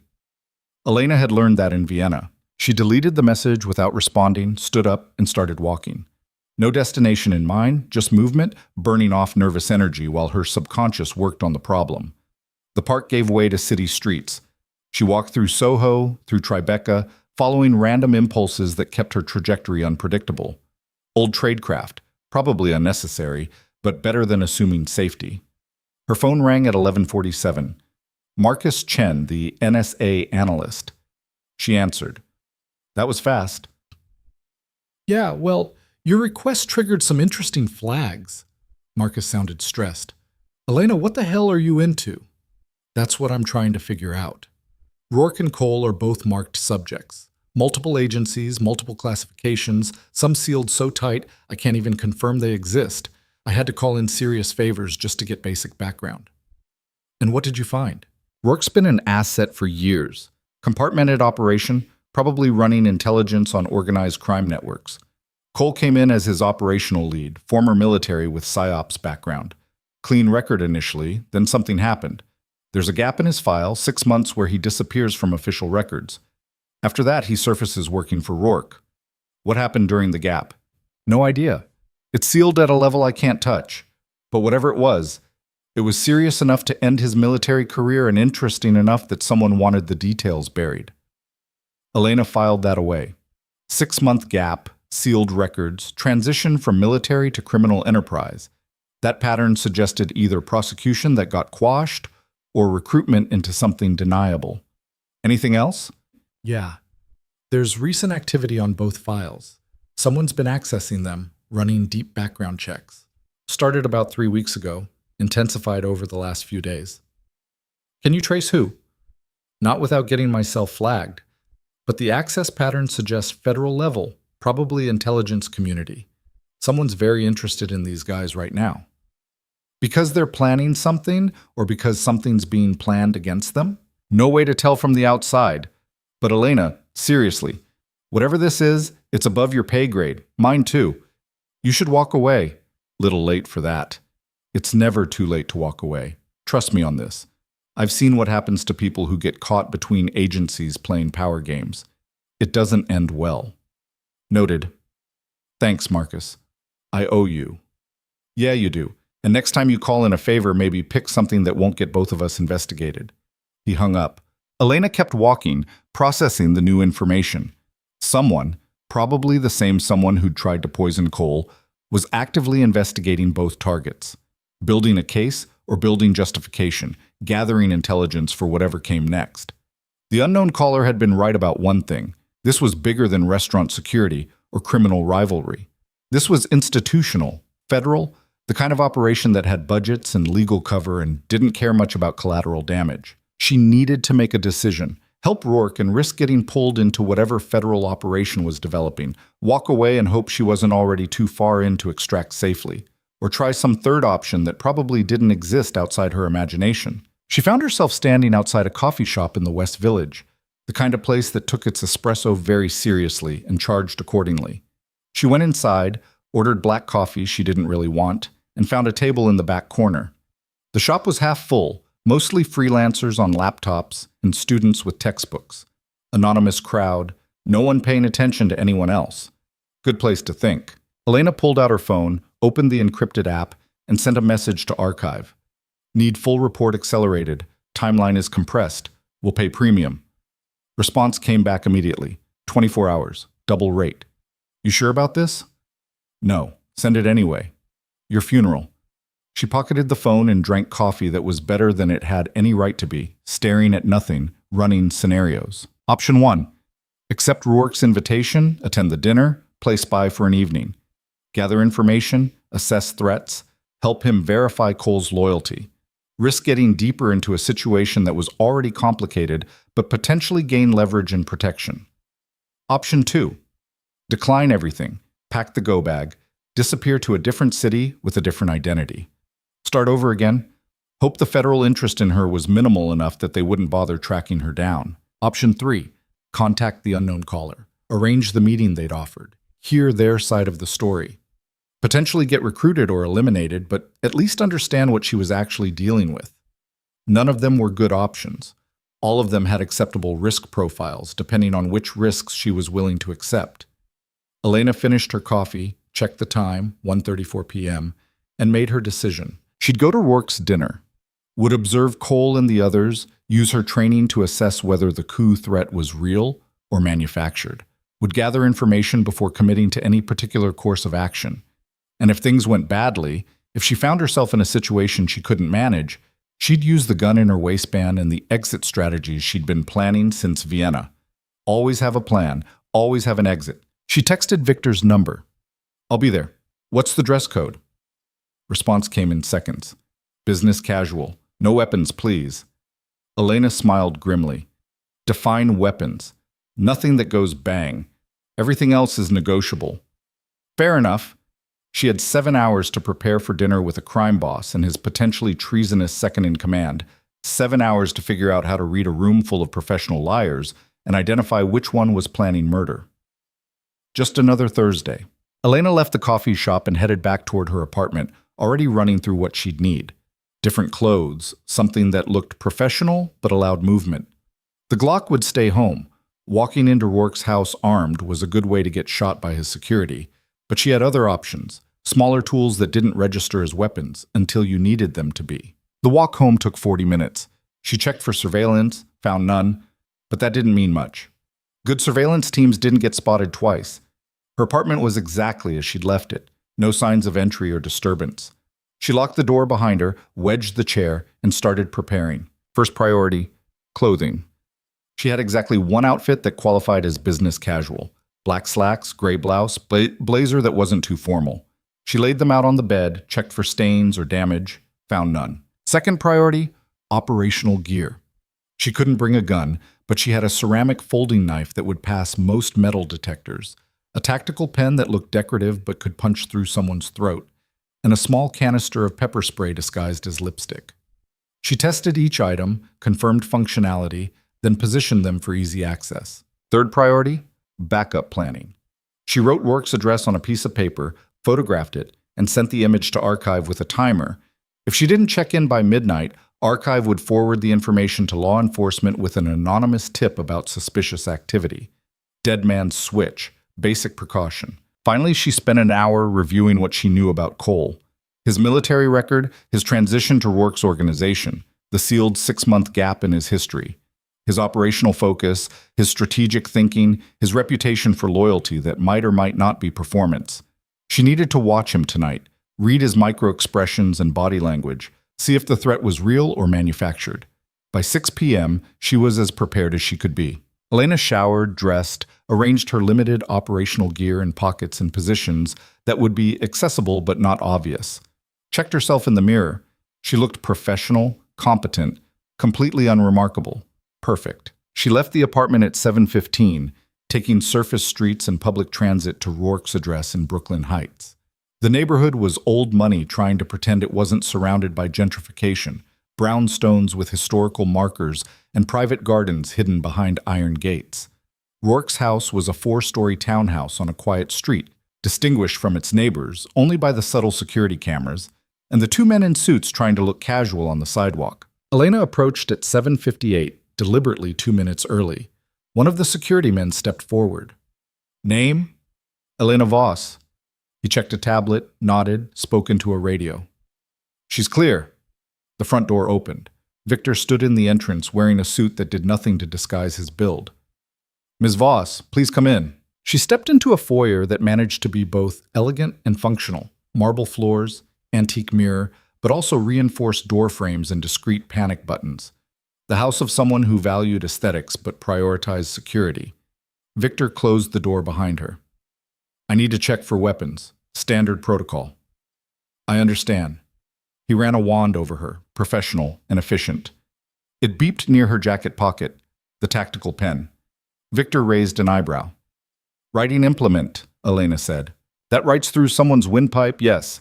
You can keep it, but if you use it on anyone here, my team will respond appropriately. Noted. Satisfied, Victor gestured toward an interior door. The others are in the dining room. Mr. Rourke will join you shortly. Elena followed him through a hallway decorated with art that was probably worth more than her yearly salary, into a dining room that managed to be both intimate and imposing. 6 people were already seated around a table set for 8. She recognized Cole immediately, same composed presence from the restaurant, wearing a different suit but the same expression of controlled competence. The others were unfamiliar. 3 men and 2 women, all dressed professionally, all carrying themselves with the particular confidence of people who'd earned their positions through demonstrated capability rather than inheritance. They looked up as Elena entered, expressions ranging from curious to wary.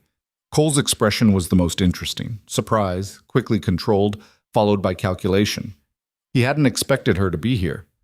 Rourke appeared from a side door carrying a wine bottle. Ah, Ms. Voss, thank you for joining us. Everyone, this is Elena. She'll be consulting with us on some security matters. Consulting.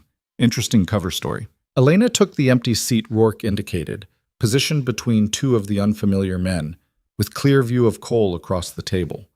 Strategic placement. Elena, let me introduce you, Rourke continued. You know Darren. To his right is Jennifer Marks. She handles our real estate acquisitions.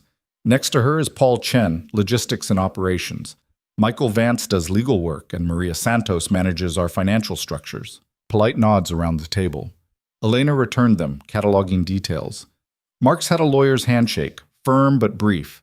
Chen barely made eye contact, focused on his phone.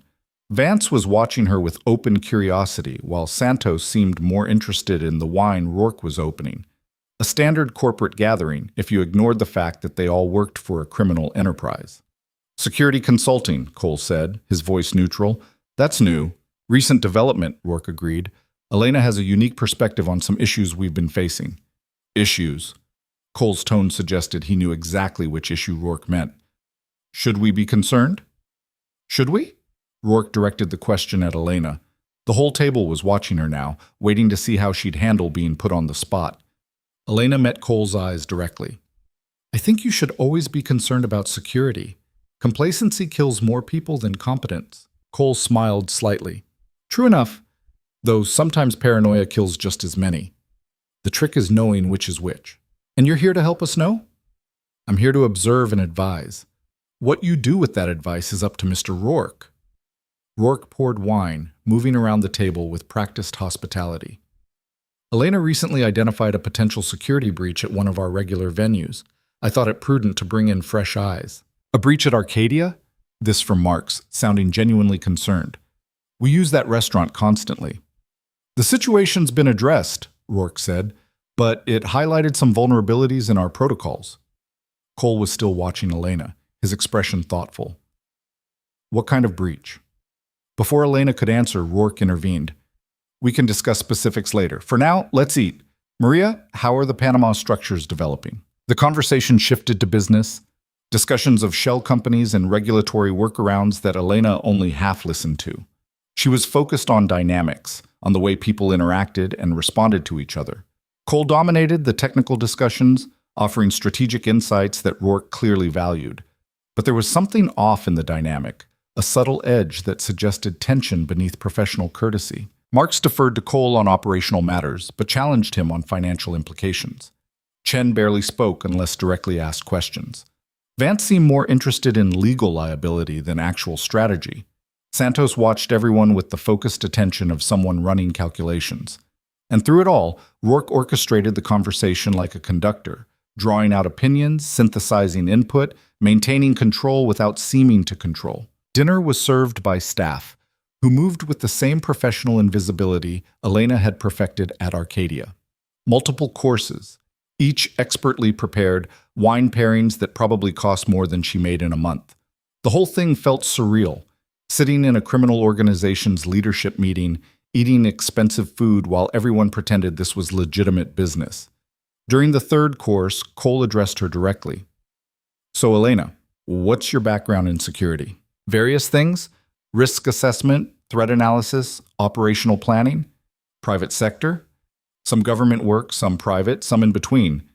In between, Cole's smile didn't reach his eyes. That's deliberately vague. Security consulting often is. And how did you come to Mr. Rourke's attention? Elena glanced at Rourke, who nodded slightly, permission to answer honestly. I was working at Arcadia, she said. Noticed something unusual during service, brought it to his attention. Something unusual enough to warrant a position as security consultant. Something unusual enough to suggest we had problems that needed addressing. Cole leaned back in his chair, wine glass balanced in one hand. I'm curious what you noticed that our regular security missed. Details, patterns, things that don't quite fit. Such as, Elena met his eyes, such as why someone would poison a wine glass at a table you were sitting at. The room went very quiet. Cole's expression didn't change, but something shifted behind his eyes, surprise again, followed by rapid calculation. Poison, he said finally. That's a serious accusation. It's a serious situation. Rourke set down his wine. Elena identified a contaminated glass during service last night. She prevented what would have been a fatal incident. Cole looked at Rourke, then back at Elena. You're saying someone tried to kill me. Someone tried to kill someone at your table. You were the most likely target based on positioning and glass placement. And you just noticed this. I notice things. It's what I do. The other attendees were watching the exchange with varying degrees of alarm.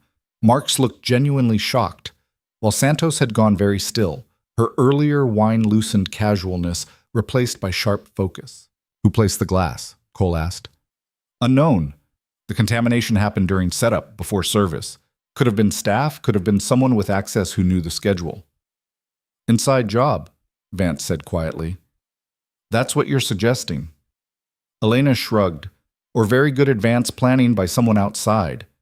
Either way, it represents a significant security breach. Cole was quiet for a long moment, processing. When he spoke again, his voice was carefully controlled. Mr. Rourke, may I speak with you privately? Later. First, let's finish dinner and discuss this as a group. If there's a security breach, everyone here needs to understand the implications. The meal continued, but the comfortable atmosphere was gone, replaced by tension and suspicious glances. People who'd been collaborating professionally were now evaluating each other as potential threats. Exactly what Elena had expected, exactly what Rourke had probably wanted. She watched Cole throughout the remainder of dinner, looking for tells, for micro-expressions that would reveal whether he was victim or architect. He was controlled, gave away almost nothing, but she caught moments, a tightness around his eyes when Rourke mentioned the federal investigations they'd survived, a brief hesitation when asked about recent operational acquisitions. Small things. Could mean everything or nothing. By 10 p.m., dinner was concluded and most of the guests were making excuses to leave. Marks had early meetings. Santos had flights to catch. Vance had depositions to prepare for. They filed out with professional goodbyes that carried undertones of relief. Soon only Elena, Rourke, and Cole remained in the dining room. Cole looked at both of them.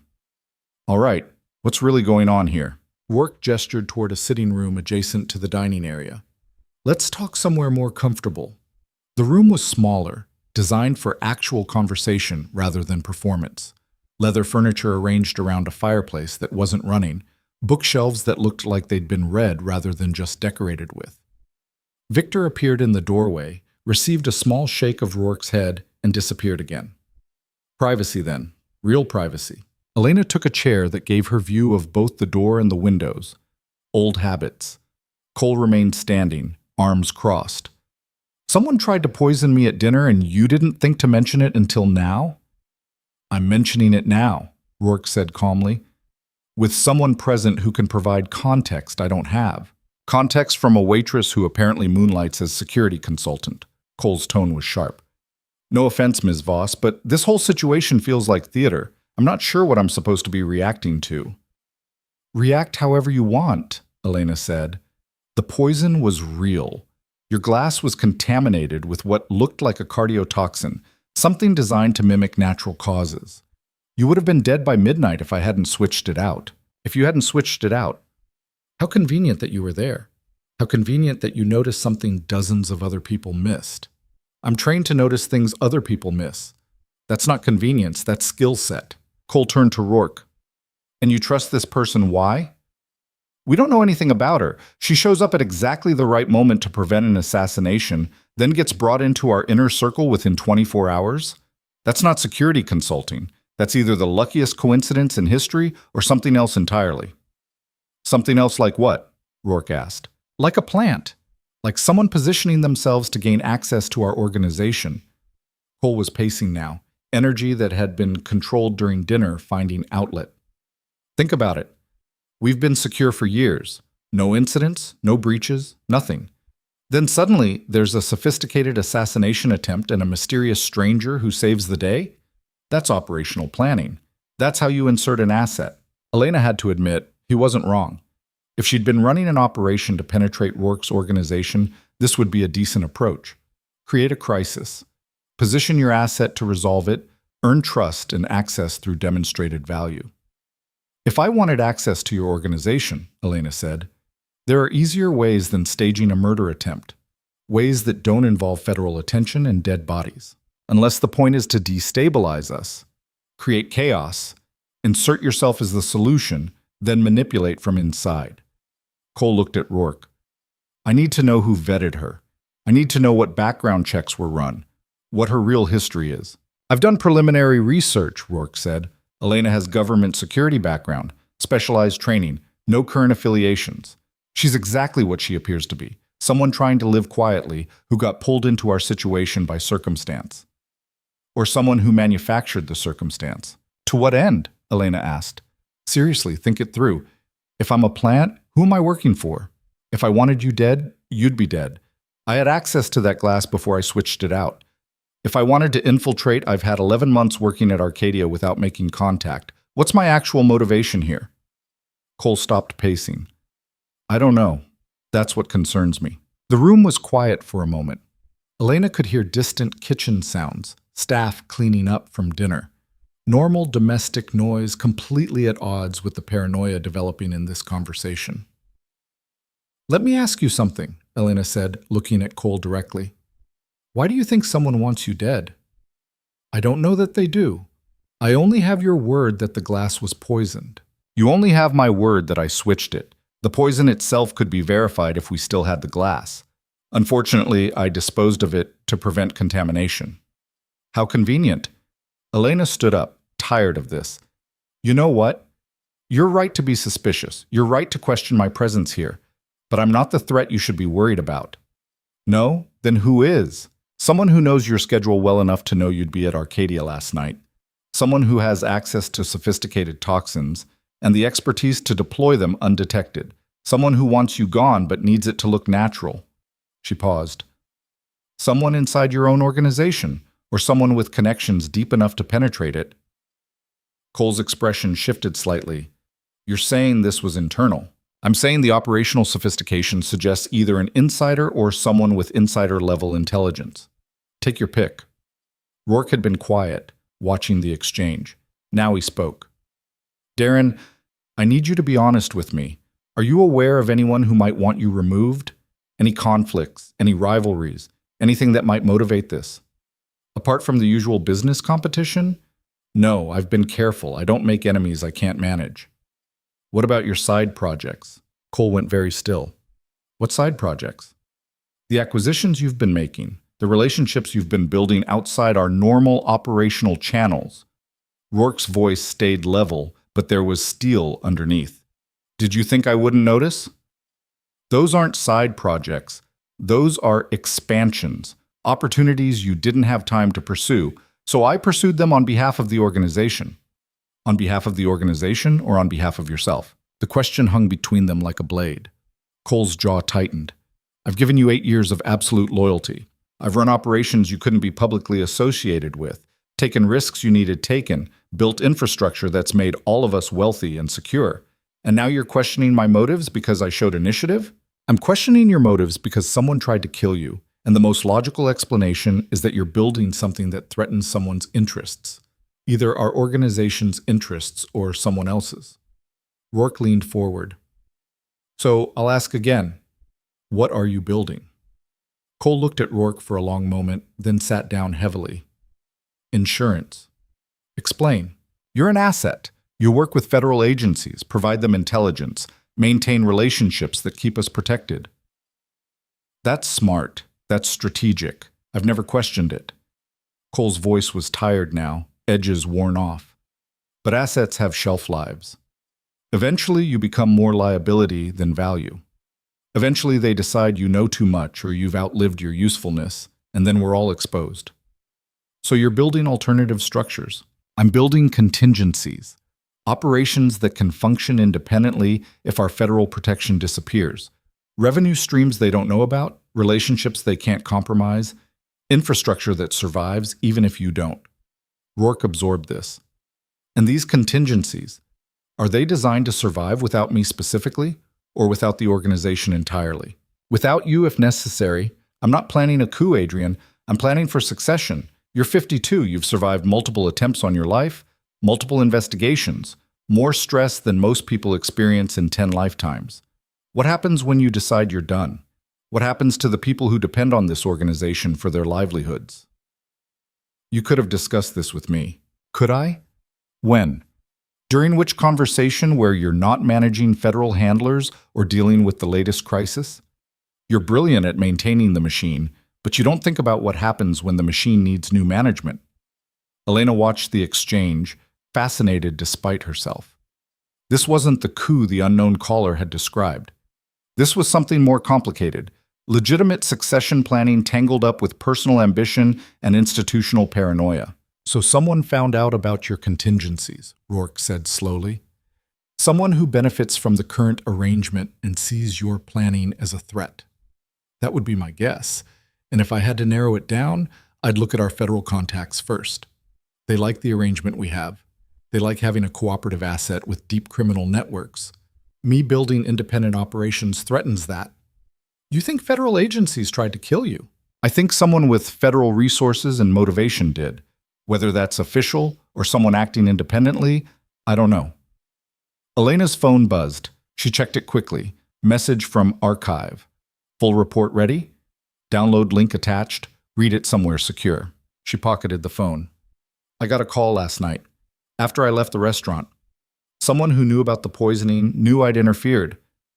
They told me Cole was planning a takeover, that he was working with dangerous people, that the assassination was necessary to prevent something worse.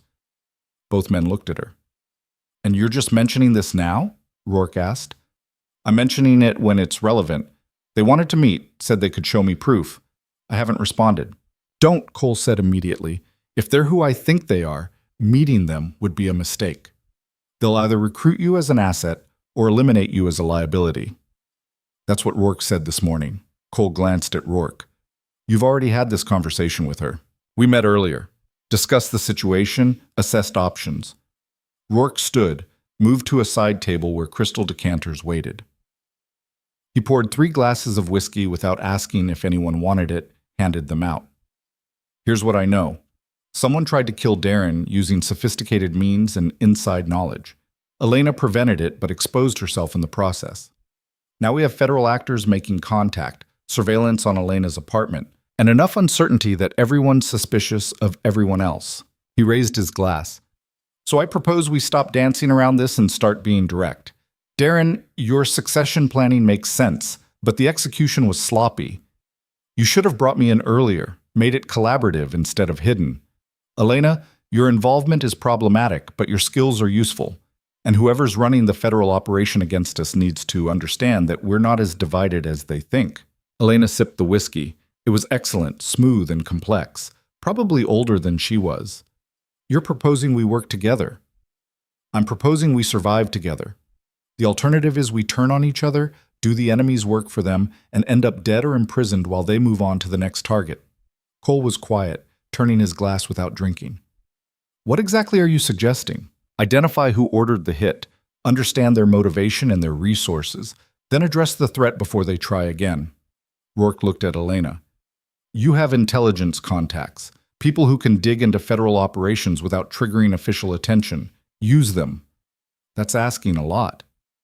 I'm offering a lot: protection, resources, information. And when this is over, we part ways clean. No obligations, no continuing involvement. You get to go back to your quiet life. Elena laughed, couldn't help it. My quiet life ended the moment I switched that glass. We all know that. Maybe, but if we handle this correctly, you can still disappear afterward. Fresh identity, clean background, enough money to relocate anywhere you want. Rourke met her eyes. I pay my debts. You saved Darren's life. That earns consideration. It was a good offer. Better than she'd expected, honestly. But accepting it meant committing fully, meant diving into exactly the kind of situation she'd spent a year avoiding. On the other hand, not accepting it meant navigating this alone, without resources or backup, against opponents with institutional support. Some choices weren't really choices. Fine, Elena said. I'll make calls, see what I can find out, but I need complete honesty from both of you. No more secrets, no more hidden operations. If we're doing this, we're doing it with full information. Agreed, Rourke said. Cole nodded slowly. Agreed. Good. Then let's start with what you actually know about the federal agencies you work with. Names, handlers, operations, everything. Rourke settled back into his chair. I report to a joint task force, FBI, DEA, ATF, coordinated through the Justice Department. Primary contact is a woman named Sarah Brennan, FBI special agent assigned to organized crime. She's been my handler for 6 years. And she knows about Cole's activities? She knows he's my operational lead. She doesn't know specifics of what he runs day to day. That's part of the arrangement. I provide strategic intelligence. They don't ask too many questions about tactical execution. Elena processed this. So if Cole's building independent operations, Brennan might not know the full scope. But she'd notice if he was becoming powerful enough to threaten the arrangement. She'd notice, and she had reported up the chain. Whether anyone above her decided to act on it is a different question. Who's above her? Directly? Assistant director named Marcus Webb. Above him it gets complicated. Multiple agencies, multiple jurisdictions, compartmented oversight. Cole set down his untouched whiskey. You think Brennan ordered the hit? I think Brennan might have reported concerns that led someone else to order it.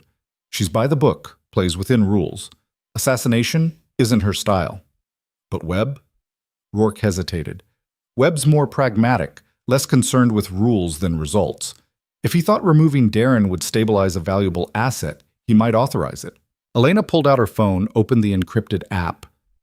I need photos of both of them, Brennan and Webb, and anyone else in the oversight chain who might have access to operational resources.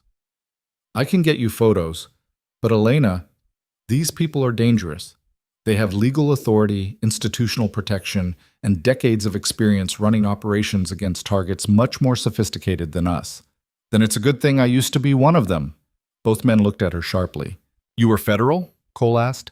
I was something adjacent to federal, close enough to know how they think, how they operate, what their vulnerabilities are.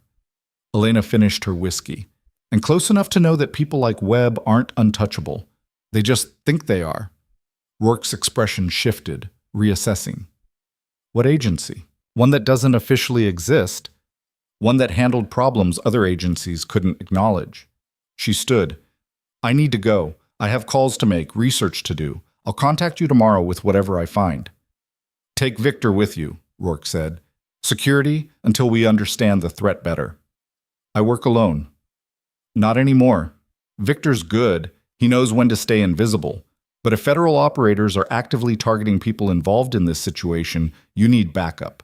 Elena wanted to argue, wanted to maintain her independence. But Rourke wasn't wrong. She was exposed now, visible to people with resources she couldn't match alone. Fine, but he follows my rules. When I say disappear, he disappears. Understood. Rourke pulled out his phone, sent a quick text. He'll meet you outside. Cole stood as well. Miss Voss, I apologize for my suspicion earlier. You were right. I was reacting to theater instead of substance. You were protecting yourself. That's not unreasonable. Still, thank you for saving my life. Even if I'm not entirely sure why you did it. Elena smiled slightly. Neither am I, honestly. Bad habit of mine, preventing murders. She left through the front entrance, found Victor waiting on the sidewalk next to a dark sedan. He nodded to her, professional and economical. Where to? My apartment. Then probably somewhere else. I'll let you know. They drove in silence. Elena used the time to download Archive's full report, scanning through pages of detailed intelligence on Rourke, Cole, and the federal oversight structure. Most of it confirmed what she already knew. But there were additions, details that made the situation more complex. Sarah Brennan had a history of asset management in organized crime cases. Successful track record, several major prosecutions. Reputation for playing the long game. But her cases often featured convenient deaths of secondary targets, people who threatened her primary asset's cooperation. Marcus Webb had deeper connections. Former CIA, before moving to FBI, specialized in counterintelligence and covert operations. He'd been involved in several programs that had later been investigated for overreach, but nothing had stuck to him personally, and there was a note at the bottom of Webb's file. Known associate of Operation Clearwater, sealed program involving elimination of compromised assets. Operation Clearwater. Elena had heard whispers about it during her time in the intelligence community. A cleanup program, allegedly, for situations where assets became liabilities. Deniable, compartmented, operating outside normal oversight. The kind of program that would absolutely poison someone at a restaurant and make it look natural. She sent a message to Archive. Need everything available on Operation Clearwater. Marcus Webb connection. Priority urgent. Response. That's going to cost you. And I mean really cost you. Are we talking career-ending information gathering here? We're talking life-ending if I don't get it. 24 hours, triple rate. And Elena, be careful with this. Clearwater has a body count. They arrived at her apartment. Elena told Victor to wait in the car, went up alone. The apartment was still secure, still empty, still exactly as she'd left it. She grabbed the go bag, changed into more practical clothing, and loaded her laptop into a messenger bag. If she was going operational again, she needed to be mobile. Back downstairs, she found Victor exactly where she'd left him. Change of plans, she said. I need somewhere secure to work. Somewhere off-grid, somewhere that isn't connected to Rourke or my usual locations. Victor considered. I know a place.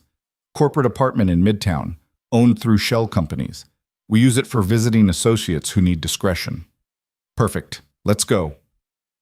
The apartment was exactly what she'd expected. Bland corporate furniture, generic artwork, nothing personal or identifying. But it had high-speed internet, good security, and most importantly, no connection to her normal patterns. Victor did a quick sweep, confirmed it was clean, then took a position by the door. I'll be outside if you need anything. Elena set up her laptop at the dining table, connected through multiple VPN layers, and started digging. First priority, Sarah Brennan. She pulled up everything she could find, case histories, personnel files, travel records. Brennan had been in the city for the past week, no unusual travel, normal pattern of meetings and court appearances. But 2 days before the poisoning attempt, she'd had a meeting at a federal building in Lower Manhattan.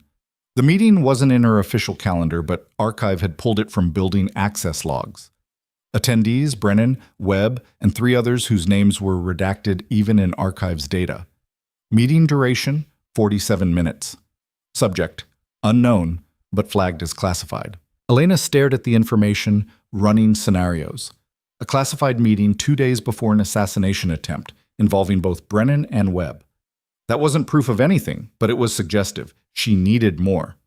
Second priority, the unknown caller. The call had come from a burner, but Archive might be able to trace the purchase location or usage patterns. She sent the number along with a request for deep analysis. Third priority, Operation Clearwater. She'd have to wait for Archive's full report, but she could start with what was publicly available, which was almost nothing. The program didn't exist in any official capacity, only appeared in leaked documents and heavily redacted congressional testimony.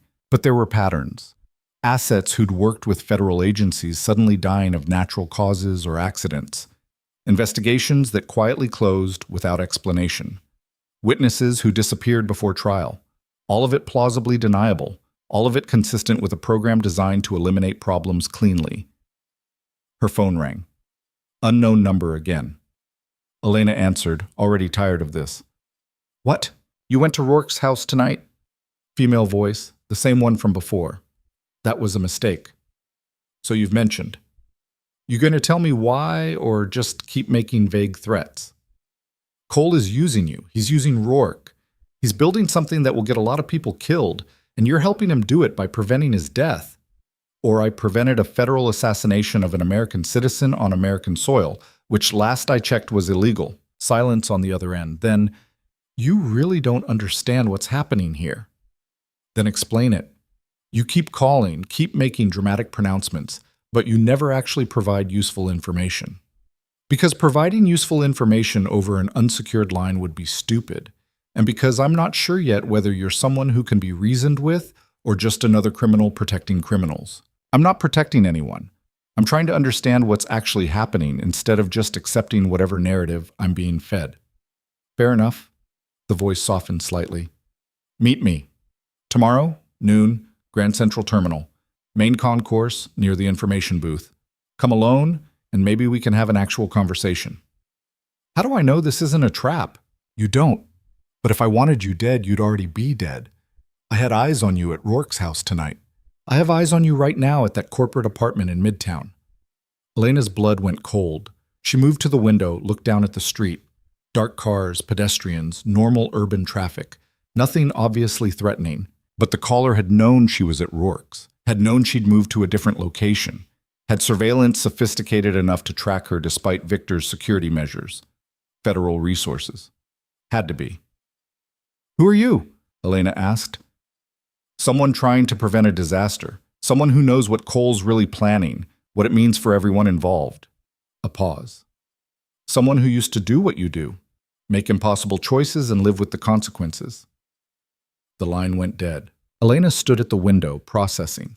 The caller had federal resources, federal knowledge, but was operating outside normal channels, making contact directly instead of going through official procedures, offering information instead of issuing warrants or directives. Either she was exactly what she claimed, someone working independently to prevent disaster, or this was recruitment theater, an elaborate pitch to flip Elena from Rourke's side to federal cooperation. Either way, the meeting tomorrow would clarify things. She returned to her laptop, kept digging. By 2 a.m., she had a clearer picture of the federal oversight structure around Rourke's asset relationship. Multiple agencies, multiple jurisdictions, enough bureaucratic complexity that individual actors could operate with significant autonomy. Webb was the key. He had authority over Brennan, connections to Clearwater, and the kind of career trajectory that suggested someone comfortable operating in moral gray areas. If Elena had to guess, Webb had ordered the hit. Brennan had maybe provided intelligence but not approved the action. The unknown caller was someone else in the oversight structure, someone who knew what Webb was planning, but didn't have the authority or evidence to stop it officially, all of which made tomorrow's meeting extremely dangerous. She needed leverage, needed something that would make her valuable enough to protect instead of eliminate. Elena pulled up everything Archive had sent about Cole's independent operations. If she could understand what he was actually building, understand why it threatened federal interests, she might be able to negotiate from a position of strength instead of ignorance. The operations were complex, shell companies in 3 different countries, shipping routes that didn't appear in official manifests, financial structures designed to move money without triggering reporting requirements. Cole had been building a completely parallel empire, one that could function independently of Rourke's federal protection. Smart succession planning, like he'd said, or preparation for a coup, like the caller had suggested. The question was which interpretation Webb believed. By 4 a.m., Elena's eyes were burning and her brain felt like static. She needed sleep, needed to let her subconscious process everything she'd learned. She told Victor she was crashing for a few hours, locked the bedroom door, and set alarms on both her phone and her internal clock, a trick from field training, waking yourself through will and habit even when exhausted. Sleep came hard, fitful, full of fragments.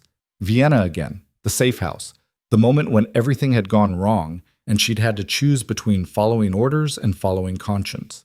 She'd chosen conscience. It had ended her career. Now she was facing a similar choice: follow institutional authority or follow her own judgment about right and wrong. Some patterns really were impossible to break. She woke at 8 a.m. feeling worse than when she'd gone to sleep. Coffee helped marginally, shower helped more. By 9:30, she was dressed and ready, the Glock secured in her waistband despite knowing Grand Central's security would make carrying it risky. Victor was waiting in the main room, looking like he hadn't slept but functioning anyway. professional discipline. We need to go to Grand Central, Elena said. I have a meeting at noon. With who? Someone who claims to have information. Could be legitimate, could be a trap. Then I'm coming with you. The meet is supposed to be alone. And I'll stay invisible. But I'm not letting you walk into a potential federal operation without backup. Elena wanted to argue, but Victor had a point. And honestly, having someone watching her back sounded better than going completely alone. Fine, but you stay far enough back that it doesn't spook them. This person's been tracking me, which means they'll spot surveillance.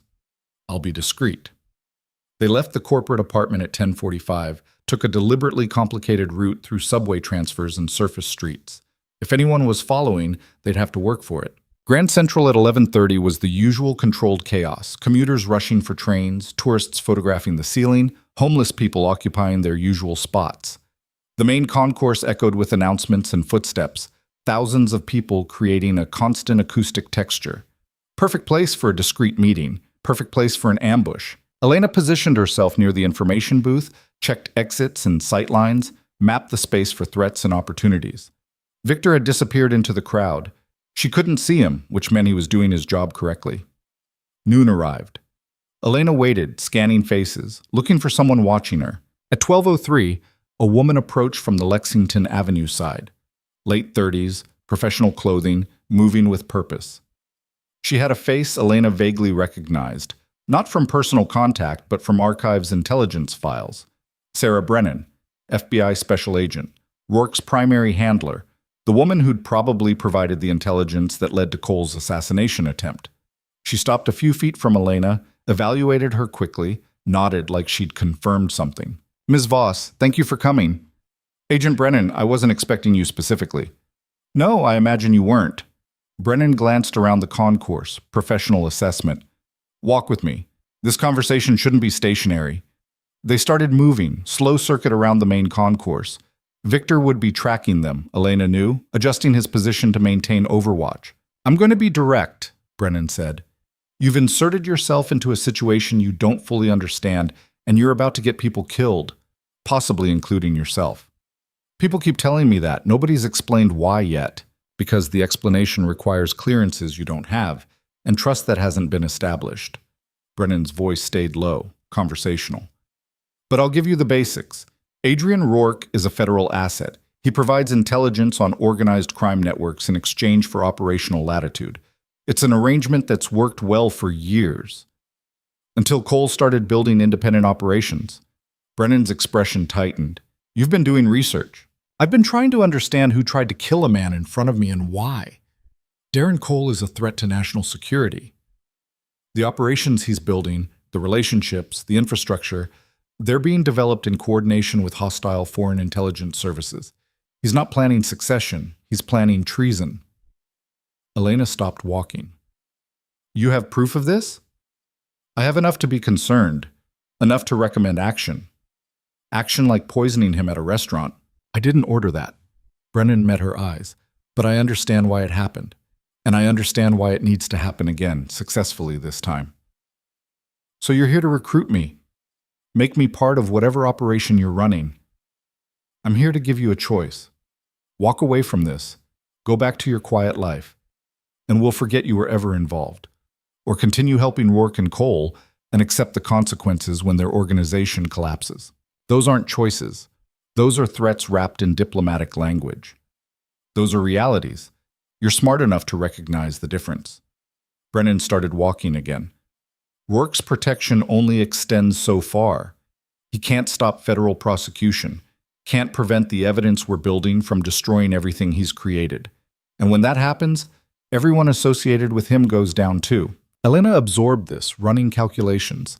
If Brennan was telling the truth, if Cole really was working with foreign intelligence, then stopping the assassination had been a mistake. She'd saved someone who deserved to be stopped. But if Brennan was lying, if this was just justification for eliminating a threat to federal control, then Elena had made the right choice. The problem was she didn't know which version was true. Show me the evidence, Elena said. Show me proof that Cole's working with foreign services, and I'll consider your offer. I can't show you classified intelligence. Then I can't help you. I'm not taking anyone's word on faith. Not yours, not Rourke's, Not anyone's. Evidence or nothing. Brennan stopped at a coffee vendor, bought 2 cups without asking if Elena wanted one. She handed one over anyway. There's a warehouse in Red Hook, Brennan said quietly. Industrial area, minimal traffic. Cole's been meeting someone there every Thursday night for the past 6 weeks. We don't have clear identification of who he's meeting, but the pattern is consistent with intelligence handoffs. You've been surveilling him. We've been monitoring activities that threaten national security. That's our job. And you want me to what? Confirm the meetings? Identify his contact? I want you to understand what you're protecting. Go to Red Hook tomorrow night. See for yourself what Cole's doing when he thinks nobody's watching. Brennan checked her watch. After that, if you still want to help him, that's your choice. But at least it'll be an informed one. She handed Elena a slip of paper with an address written in neat handwriting. Tomorrow night, 10 p.m. Come alone, stay out of sight. Watch what happens and draw your own conclusions. Brennan turned and walked away, disappearing into the crowd with practiced efficiency. Elena stood in the middle of Grand Central Terminal, holding coffee she didn't want, and an address that might be a trap, trying to figure out who was lying and who was telling something close to truth. Victor materialized beside her. Everything okay? Define okay. You're still standing and nobody tried to kill you. That's my baseline. Elena almost laughed. Yeah, I'm fine. Let's get out of here. They left through the Vanderbilt Avenue exit, caught a cab heading downtown. Elena gave the driver an address 3 blocks from the corporate apartment, paid in cash, walked the rest. Once they were secure again, she showed Victor the address Brennan had provided. Red Hook, industrial area. You know it? Yeah, mostly warehouses and shipping facilities. Not much foot traffic after dark. Cole's supposedly meeting someone there tomorrow night. Brennan wants me to surveil it, see what he's doing. And you're considering this? I'm considering every option that gives me more information. Right now, I'm operating blind, trusting people I have no reason to trust, making decisions that could get me killed based on incomplete intelligence. She sat down heavily. I need to see something real, something that isn't filtered through someone else's agenda. Victor nodded slowly. Then we do proper surveillance, good equipment, multiple positions, complete operational security. If Cole's meeting someone, we document it and analyze afterward. We? You think I'm letting you do this alone? Rourke would have my head. Plus, surveillance is better with 2 people. One watches, one documents. Elena considered this. She'd worked alone for so long, maintained independence so carefully. But Victor had a point, and having someone trustworthy watching her back might mean the difference between gathering intelligence and walking into an ambush. All right, tomorrow night, but we prep properly, plan for every contingency, have multiple exit strategies. Wouldn't do it any other way. They spent the rest of the day planning. Victor had access to surveillance equipment, cameras with telephoto lenses, night vision, audio recording gear. They mapped the Red Hook location using satellite imagery, identified good observation positions, planned approaches and escapes. Professional work, the kind Elena had done dozens of times in her previous life. It felt disturbingly familiar. By evening, they had a solid operational plan. Elena sent Rourke an encrypted message explaining the situation, received back a terse acknowledgement and a warning to be careful.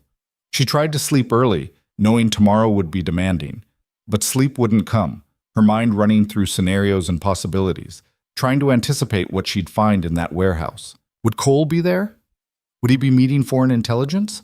Or would the whole thing be theater, Brennan's attempt to manufacture evidence against someone she wanted removed? Tomorrow night would tell her which reality she was living in. And depending on what she saw, Elena would have to make another impossible choice about who deserved to live and who deserved to die. Some patterns really were impossible to break. The warehouse district in Red Hook looked like the kind of place where bad decisions went to become worse ones. Empty lots separated buildings that had been industrial once, back when the neighborhood made things instead of just storing them. Now it was mostly dark windows and rusted gates, the occasional security light casting yellow pools that didn't reach far enough to matter. Elena and Victor had arrived 2 hours early, positioned themselves in an abandoned loading dock across from the address Brennan had provided. The dock gave them elevation and cover, good sight lines to the warehouse entrance and the street approach. Victor had set up the camera equipment with professional efficiency, telephoto lens on a stabilized mount, backup recorder running audio, night vision scope for when the light failed completely. They waited in silence, the kind of companionable quiet that came from shared experience. Victor had done this before, probably more times than Elena. He had the patience of someone who understood that surveillance was 90% boredom, punctuated by moments of extreme relevance. At 9:47 p.m., a black SUV pulled up to the warehouse. No headlights, engine nearly silent. Professional approach. Victor adjusted the camera, started recording. Elena watched through binoculars, tracking movement. The driver stayed in the vehicle while a passenger got out. Male, tall, moving with military precision. He approached the warehouse's side entrance, used a key to unlock it, disappeared inside. Not Cole. Elena didn't recognize him at all. "Getting clean footage?" she asked quietly. "Yeah, good resolution, clear facial features. Archive should be able to run identification." They watched the warehouse. Lights came on inside, visible through dirty windows. Someone was setting up, preparing for a meeting. At 9:58 p.m., another vehicle arrived. This one Elena recognized, Cole's personal car, a Mercedes sedan he drove when he wasn't using company vehicles. Cole got out alone, checked the street with the casual awareness of someone who'd learned to expect surveillance, then entered the warehouse through the same side door. Elena's pulse picked up despite training. This was it. Whatever was happening, they were about to see it. Victor had the camera locked on the entrance, recording everything. Elena switched to the night vision scope, trying to see through the warehouse windows. The interior was mostly blocked by stacked crates and equipment, but she could make out shadows moving, two figures having a conversation. Then a third vehicle pulled up. Not a car this time. A van, commercial white, no markings. It parked directly in front of the warehouse entrance, blocking their view. "That's deliberate," Victor muttered. The van's rear doors opened. Two people got out, moved quickly into the warehouse. Elena caught glimpses, both male, both moving with tactical efficiency. This wasn't a business meeting, this was an operation. "We need to get closer," Elena said. "The van's blocking everything. Too risky. If Cole's running counter-surveillance, moving now would expose us. Then we're useless here. We came to document what he's doing, and we can't see anything."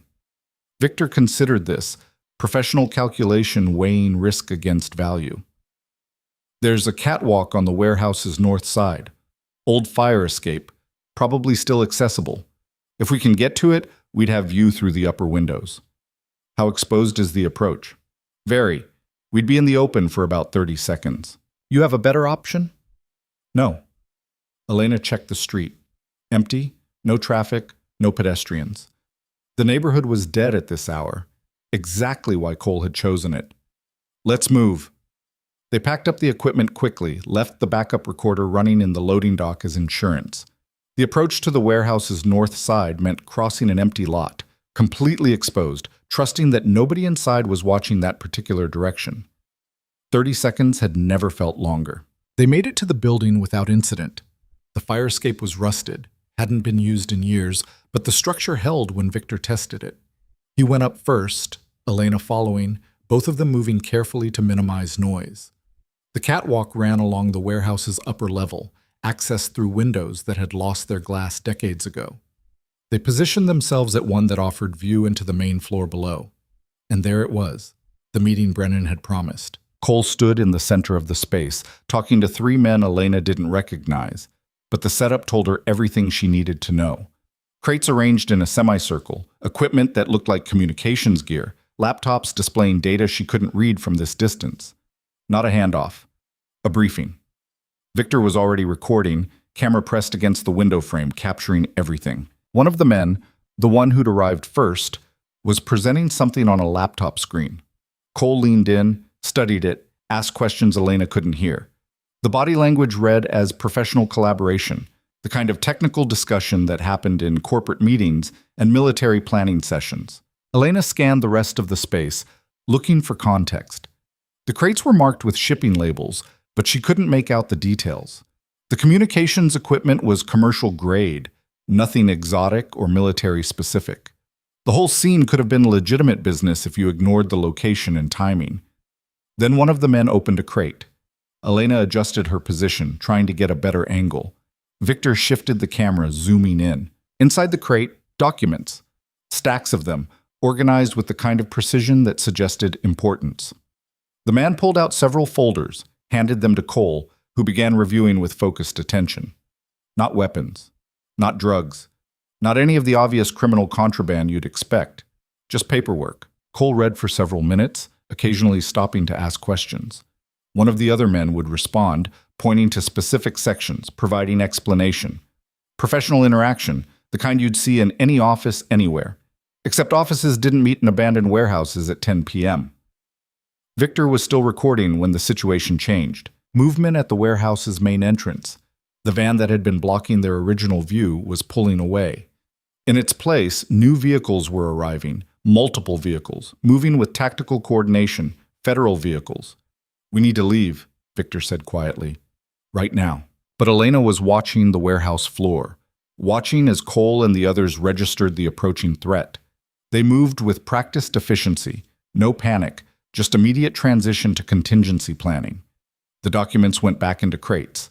The laptops were shut down and packed. The communications equipment was disconnected. They'd planned for this, had prepared for federal interruption. Then the warehouse doors exploded inward. Flashbang grenades, shouted commands, tactical teams in full gear pouring through multiple entrances. The sound was overwhelming even from the catwalk, disorienting chaos designed to paralyze targets. Elena watched Cole drop to the ground, hands visible, offering no resistance. The three men with him did the same. Professional discipline, knowing when to fight and when to comply. The tactical team secured them quickly. Professional execution. Elena recognized the uniforms, FBI, same agency Brennan worked for. This was her operation, her people, moving on intelligence she'd developed, or intelligence she'd manufactured. Victor had the camera documenting everything, recording the arrest, the seizure of materials, the careful processing of evidence that would later justify whatever narrative the Bureau wanted to tell. "Elena, we really need to go. They're going to sweep the building." He was right. Standard procedure after a tactical entry: secure the primary target, then clear the surrounding area for additional threats. The catwalk would be checked within minutes. They retreated the way they'd come, moving quickly but quietly, getting down the fire escape and back across the empty lot before the federal perimeter expanded to include their position. By the time they reached Victor's car 3 blocks away, Elena could hear sirens approaching from multiple directions. Backup units, evidence teams, the whole apparatus of federal law enforcement converging on this one warehouse. They drove in silence, taking random turns, making sure they weren't followed. Victor's training was showing. He handled counter-surveillance with the ease of someone who'd done it professionally. 20 minutes later, they were back at the corporate apartment. Victor started downloading the footage from the camera while Elena paced, trying to organize her thoughts. "They knew," she said finally. "Cole and those men, they knew federal agents were coming. That whole meeting was theater. They wanted to be caught. Why would anyone want to be arrested? Because arrests require evidence. Evidence requires disclosure. Disclosure means Cole gets to see what the Bureau actually has on him." Elena stopped pacing. "He's not running operations. He's building a defense. All those documents we saw, those aren't intelligence handoffs. Those are receipts, contracts, legitimate business records. He's documenting everything so he can prove his operations are legal." Victor looked up from the laptop. "You think the federal case is fabricated?" "I think it's exaggerated. Cole's building independent operations, yes, but he's doing it legally, carefully, making sure everything can survive scrutiny. And someone, probably Webb, decided that was still too threatening and tried to eliminate him before he got too powerful. So Brennan sending you here was an attempt to manufacture a witness. Get me to see Cole meeting with suspicious people in a suspicious location, then use my testimony to support their narrative that he's working with foreign intelligence." Elena felt anger rising, clean and clarifying. "Except they moved too fast. Arrested him before I could be properly compromised." Victor pulled up the footage, started reviewing. "We got good documentation, clear shots of everyone involved, timestamps, the whole sequence. This could prove Cole was set up. Or it proves we were surveilling a federal operation, which is its own crime." Elena sat down, suddenly exhausted. "Either way, we're deeper in this than ever." Her phone rang. Rourke. She answered. "You've heard. Cole's been arrested. FBI raid, multiple charges, including conspiracy and espionage." Rourke's voice was controlled but tight. "I need to know what you saw." Elena summarized the surveillance, the meeting, the tactical entry. Rourke listened without interrupting. Did it look like he was working with foreign intelligence? He asked when she finished. It looked like he was having a business meeting. The people he was with could have been foreign agents, or they could have been lawyers. Without context, there's no way to know. But you have video. We have video of a meeting that was interrupted by federal agents. Victor's reviewing it now for anything that might clarify what was actually happening. Rourke was quiet for a moment. Cole called me from custody.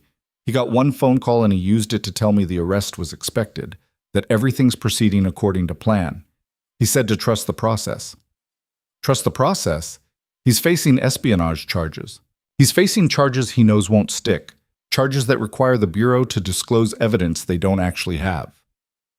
Rourke's voice held something Elena hadn't heard before. Pride, maybe, or respect.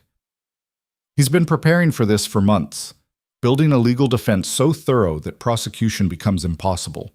And the arrest itself gives him discovery rights, forces them to show their hand. Elena processed this new information. Cole hadn't been building a coup. He'd been building insurance against federal overreach, creating a situation where attempting to eliminate him would expose the very operations the Bureau wanted to keep hidden. Aggressive defensive strategy. Risky, but potentially brilliant. So what happens now? Elena asked. Now Cole's lawyers go to work. They'll file motions, demand evidence, force the prosecution to either produce proof or drop charges. Meanwhile, I activate the protections we've built into our federal arrangements. Remind certain people that eliminating my second-in-command violates our agreement.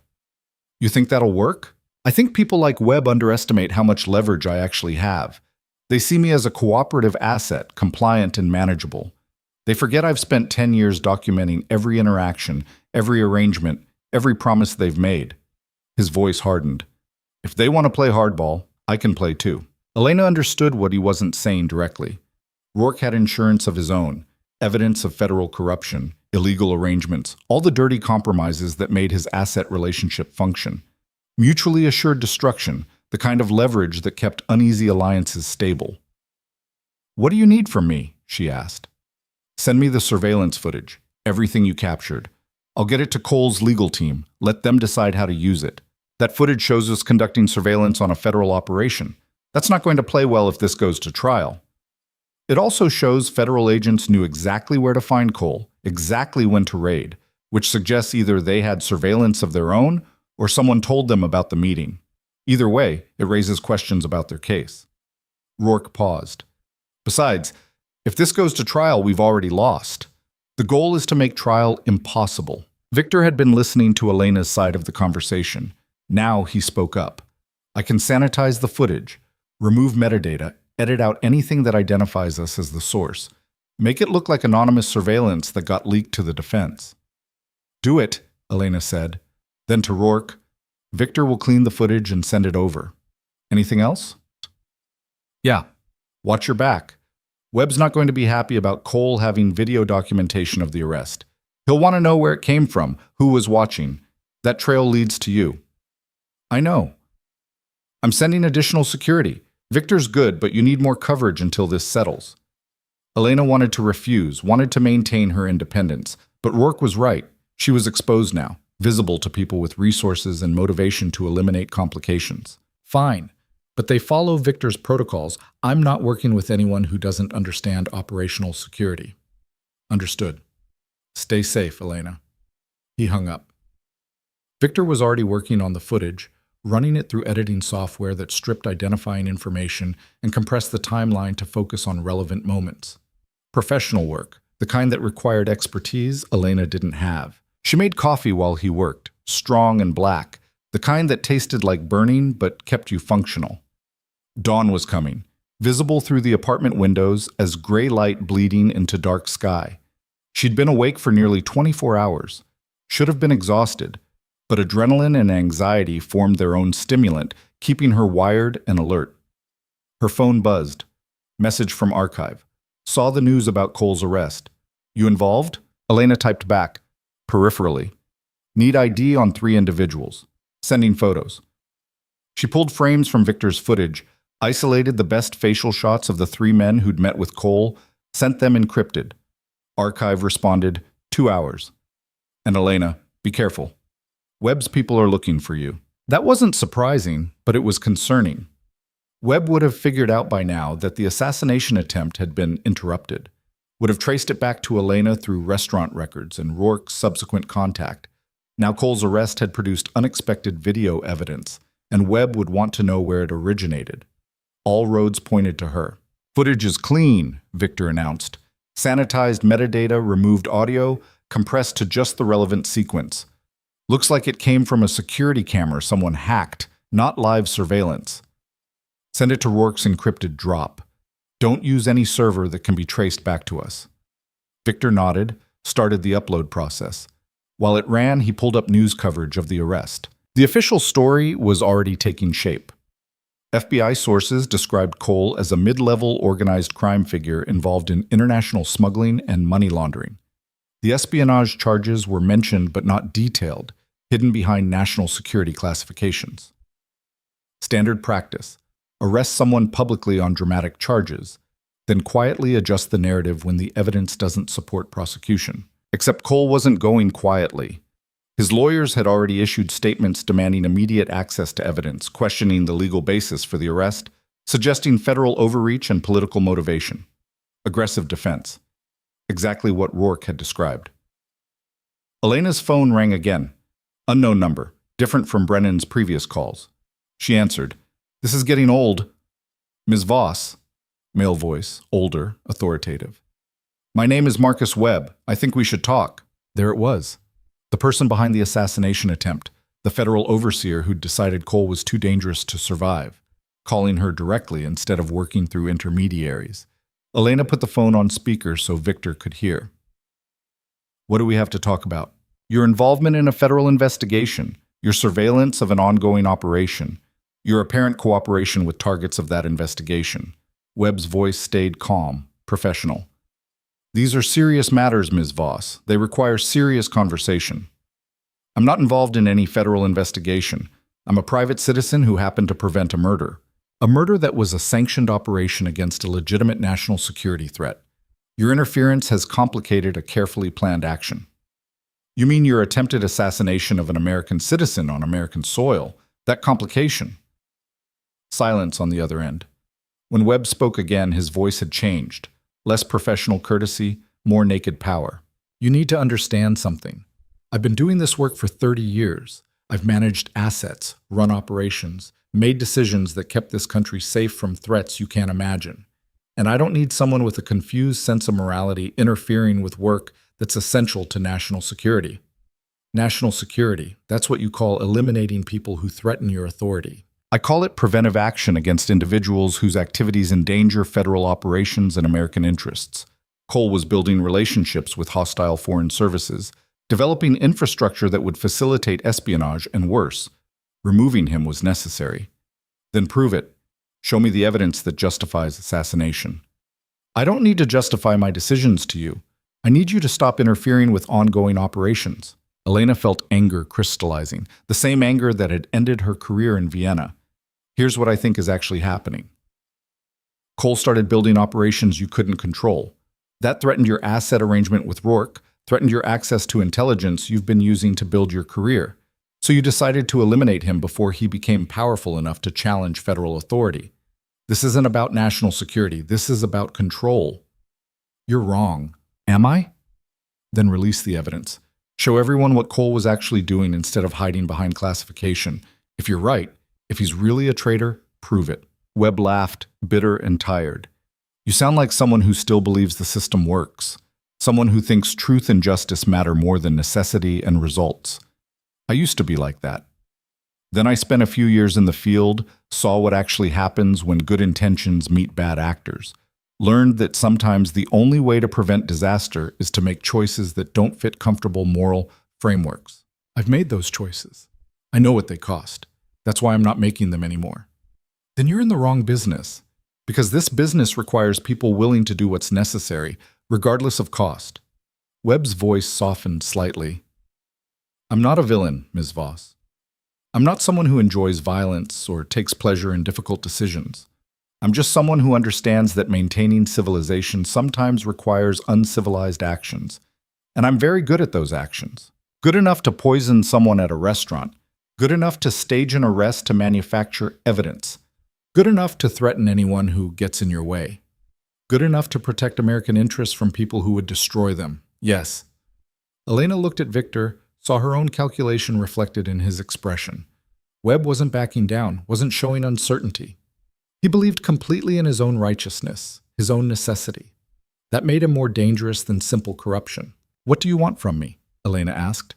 I want you to disappear. Leave the city, change your name again, go back to whatever quiet life you were building before this started.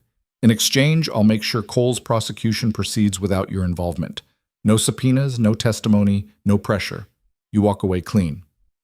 And if I don't, then I make you part of the case. Conspiracy, obstruction, maybe even espionage, depending on how creative the prosecutors want to be. You'll spend the next decade fighting charges that will destroy any chance at normal life. He paused. Or you'll have an accident, something unfortunate but plausible. These things happen to people who insert themselves into situations they don't understand. There it was. The actual threat, stripped of diplomatic language. Elena had heard similar threats before. In Vienna, from people who'd thought they had all the power. She'd made a different choice then, had refused to comply, had exposed the operation, had accepted the career-ending consequences. She could make the same choice now, could refuse Webb's offer, could fight, could try to expose what was really happening. Or she could accept that some battles weren't worth fighting, that sometimes survival meant compromise. I need to think about it, Elena said. You have 24 hours. After that, the offer expires and we proceed with less pleasant alternatives. Webb hung up. Elena set down the phone, looked at Victor. Your professional assessment? He's serious about the threat, and he has the resources to execute it. Making you disappear would be trivial for someone at his level. But he's also scared. People who have actual power don't make threats. They just act. He's calling you, negotiating, trying to convince you to leave voluntarily. That suggests he can't just eliminate you without complications. Elena nodded slowly. Rourke's protection. Webb knows that if something happens to me now, Rourke will retaliate. Will expose whatever arrangements they have, burn down the whole federal asset program out of spite. Exactly. So Webb needs you gone, but he needs it to be voluntary. Needs you to choose to disappear so he can maintain deniability. Which means I have leverage.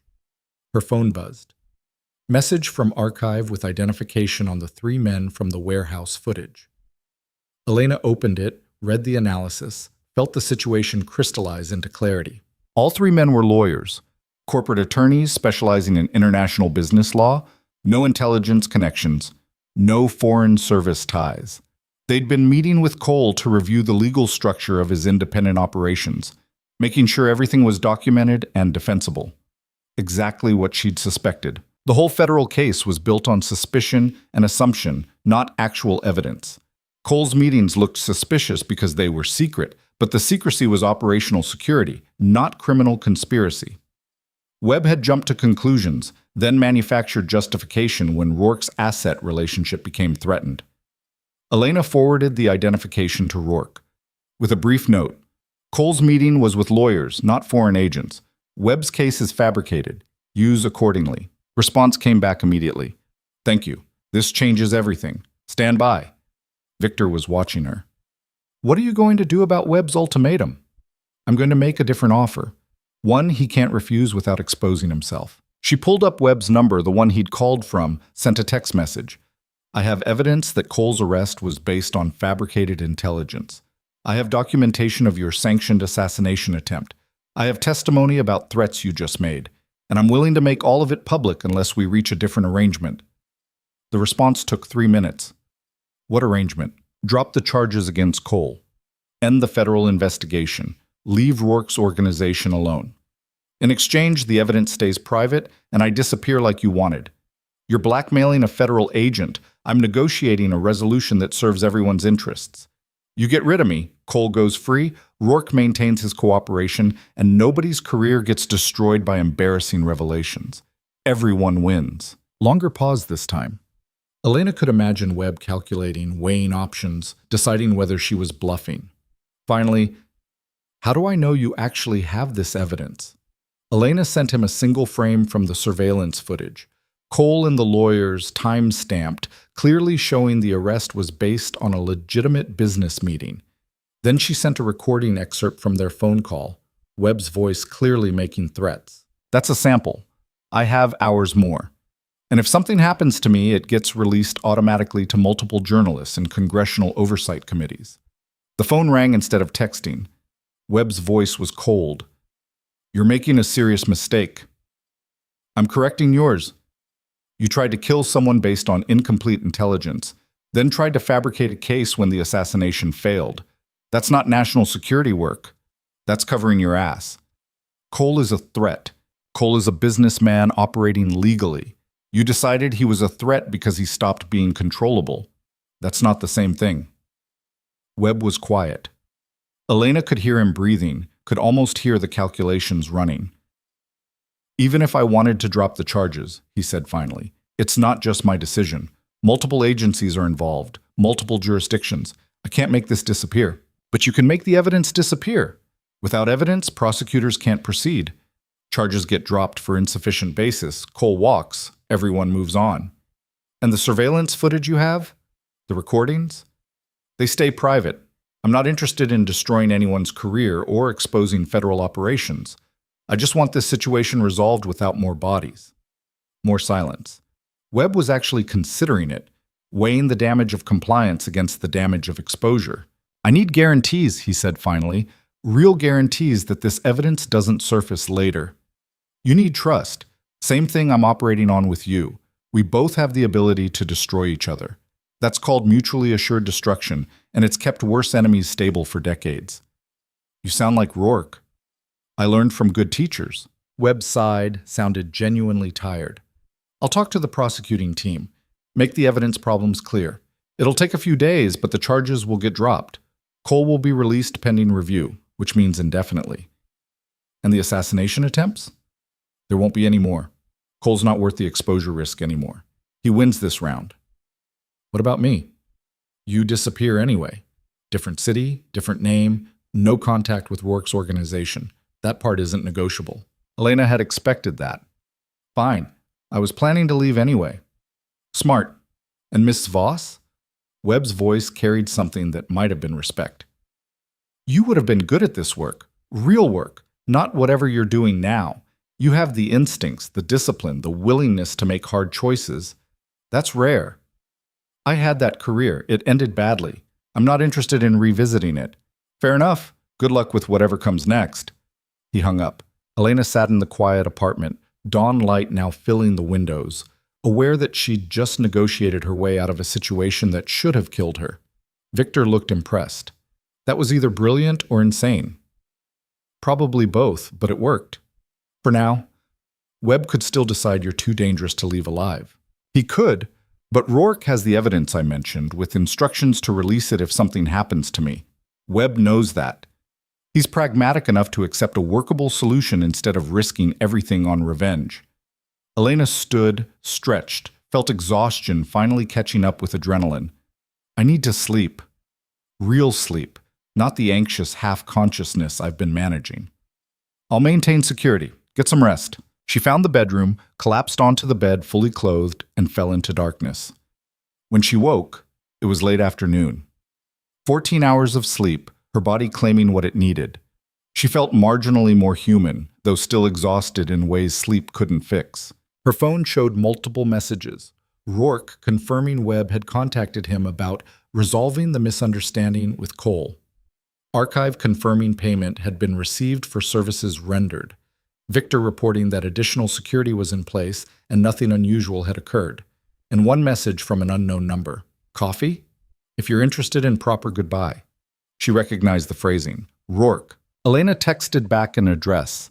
A cafe in Brooklyn she'd noticed during her walks, far enough from her usual patterns to be discreet. She showered, changed into clean clothes, told Victor she was meeting Rourke alone. He didn't argue, just confirmed security would maintain perimeter coverage. The cafe was exactly what she'd remembered. Small, quiet, the kind of place where people came to read or work rather than socialize. Rourke was already there, sitting at a back table with 2 coffees waiting. Elena sat down across from him. Cole's out? Released an hour ago. All charges dropped. Federal apology for the misunderstanding. The whole performance. Rourke smiled slightly. Webb actually called personally to explain that the evidence had been misinterpreted, that Cole's activities were entirely legitimate. It was almost convincing. He's good at his job. Doesn't make him right, just competent. True. Rourke pushed one of the coffees toward her. I wanted to thank you properly. For saving Darren, for helping resolve this situation, for not getting killed in the process. You're welcome, though I'm pretty sure I caused as many problems as I solved.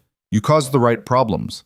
Forced issues into the open that needed addressing, made people show their actual positions instead of hiding behind institutional authority. He paused. Darren wants to thank you too. He's planning something elaborate, knowing him. Tell him thanks isn't necessary. I just did what seemed right at the time. That's exactly why it matters. Rourke drank coffee, considered his words.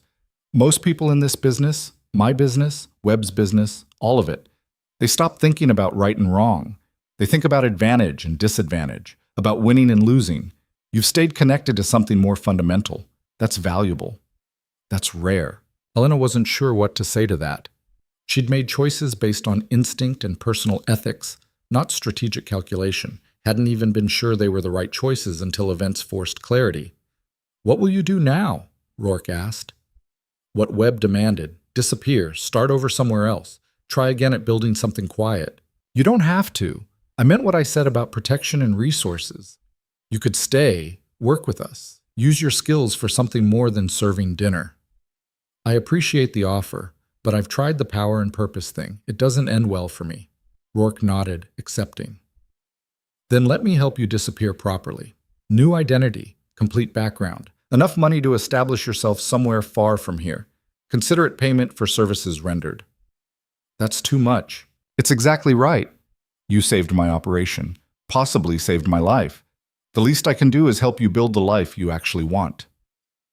Elena thought about refusing, about maintaining independence through one more restart, but she was tired of building from nothing, tired of scraping together resources while looking over her shoulder. Okay, thank you. Where are you thinking? Maybe the Pacific Northwest, somewhere with weather and trees, somewhere that feels different from all this. She gestured vaguely at the city beyond the cafe windows. I know people in Seattle, good people, legitimate businesses, places that value discretion. I can make introductions, set up something comfortable. They talked logistics for a while, documents needed, timeline for the transition, how to move money without triggering attention. Rourke had done this before, had resources and expertise Elena couldn't match. When they finished, Rourke stood, extended his hand. It's been interesting knowing you, Elena Voss, or whoever you become next. She shook his hand, felt the genuine warmth behind the professional gesture. Take care of yourself, Adrian, and maybe think about succession planning that doesn't give Webb ammunition. Working on it, Darren and I had a long conversation about communication and transparency. Turns out preventing assassination attempts improves organizational dynamics. Elena laughed, surprised by how natural it felt. Who knew? They parted ways outside the cafe. Rourke disappeared into the city's afternoon crowds, back to whatever empire required his attention. Elena walked in the opposite direction, no destination in mind, just movement. She ended up in a park she didn't recognize, sitting on a bench watching children play while their parents maintained nervous supervision. Normal life, the kind she'd been observing from outside for so long. Her phone buzzed. Archive. Heard you're relocating. Need any final documentation before you go dark? Elena. Whatever you think I'll need for a clean start. Full package. Archive. Consider it done. And Elena? Good work on this. You made the right calls. That meant something, coming from Archive. Meant she hadn't completely lost her judgment during a year of enforced normalcy. She spent the next week preparing. Victor helped coordinate logistics, ensuring the transition would leave no traces. Rourke's resources provided documentation that would survive serious scrutiny, employment history, references, financial records, all the infrastructure of a believable identity. Cole sent a message through Rourke. I owe you my life. That's not a debt I take lightly. If you ever need anything, anywhere, you have my contact. Elena didn't respond directly, but she appreciated the sentiment. In a different life, different circumstances, She might have actually liked Cole. He was smart, careful, playing a long game with patience and discipline. But that wasn't her life anymore. On her last night in the city, Elena walked her usual route one final time. Past Arcadia, where she'd spent 11 months learning to be invisible. Past her apartment building, where she'd built a small life that had turned out to be temporary after all. Everything was temporary, she'd learned. Every identity, every job, every attempt at normal. The trick was accepting the impermanence instead of fighting it, building meaning in the moments between transitions. She thought about the glass, about that split-second decision to switch it, to prevent a murder, to choose conscience over self-preservation. It had cost her the life she'd been building, had pulled her back into violence and complexity, had forced her to confront exactly the kind of moral calculations she'd been avoiding. But it had also saved someone, had prevented a death that would have been wrong regardless of justification, had forced accountability on people who'd operated without it for too long. Maybe that was worth it. Maybe some costs were justified by the outcomes they prevented. The next morning, Elena Voss ceased to exist. The woman who boarded a flight to Seattle had different documents, different history, different name. She carried a single bag, just like always, ready for whatever came next. 3 weeks later, she was working at a coffee shop in Capitol Hill, learning new patterns, building new routines. The job was simple, the customers were mostly harmless, and nobody looked at her twice. Perfect. One morning, a regular came in, older woman, sharp eyes, ordered the same complicated drink every day. They'd developed the kind of casual rapport that came from repeated transactions. "You're new to Seattle," the woman said as Elena prepared her order. "Few weeks now, still figuring out the neighborhood." "You'll like it. Good place to start over." Elena paused, looked at her directly. The woman smiled, knowing and kind. "We all start over sometimes," she continued. "What matters is what we build with the fresh start." She paid, took her coffee, left. Elena never saw her again, but the words stayed with her. What matters is what we build. She'd spent so long running from her past, trying to escape the person she'd been, that she'd forgotten to actually build something meaningful with the present. Every identity had been temporary, every life half-committed, always ready to run when circumstances demanded. Maybe it was time to try something different. Maybe it was time to actually commit to building, to creating something that could last beyond the next crisis. She didn't know if she could. Didn't know if someone with her history and her instincts could ever really settle into permanent normal. But she could try. And somewhere across the city, in an expensive office overlooking the water, Adrian Rourke received a simple text from an encrypted number. "Made it. Thank you for everything." He smiled, deleted the message, and went back to running his empire with a little more awareness, a little more caution, and the knowledge that sometimes the most important things happen because someone chose conscience over convenience. In a restaurant in New York, servers moved through dining rooms carrying plates and glasses, most of them seeing nothing beyond the immediate tasks. But one, a new hire, sharp-eyed and careful, paused at a table set for 8, noticed something wrong about the spacing of the wine glasses. She adjusted them with quick efficiency, correcting what might have been an accident or might have been something worse, then continued her rounds without drawing attention. Small choice, potentially large consequence. The world turned on moments like that, on decisions made by people who noticed what others missed and chose to act despite the costs. Elena understood that now, sitting in her Seattle coffee shop, watching the morning crowd filter through.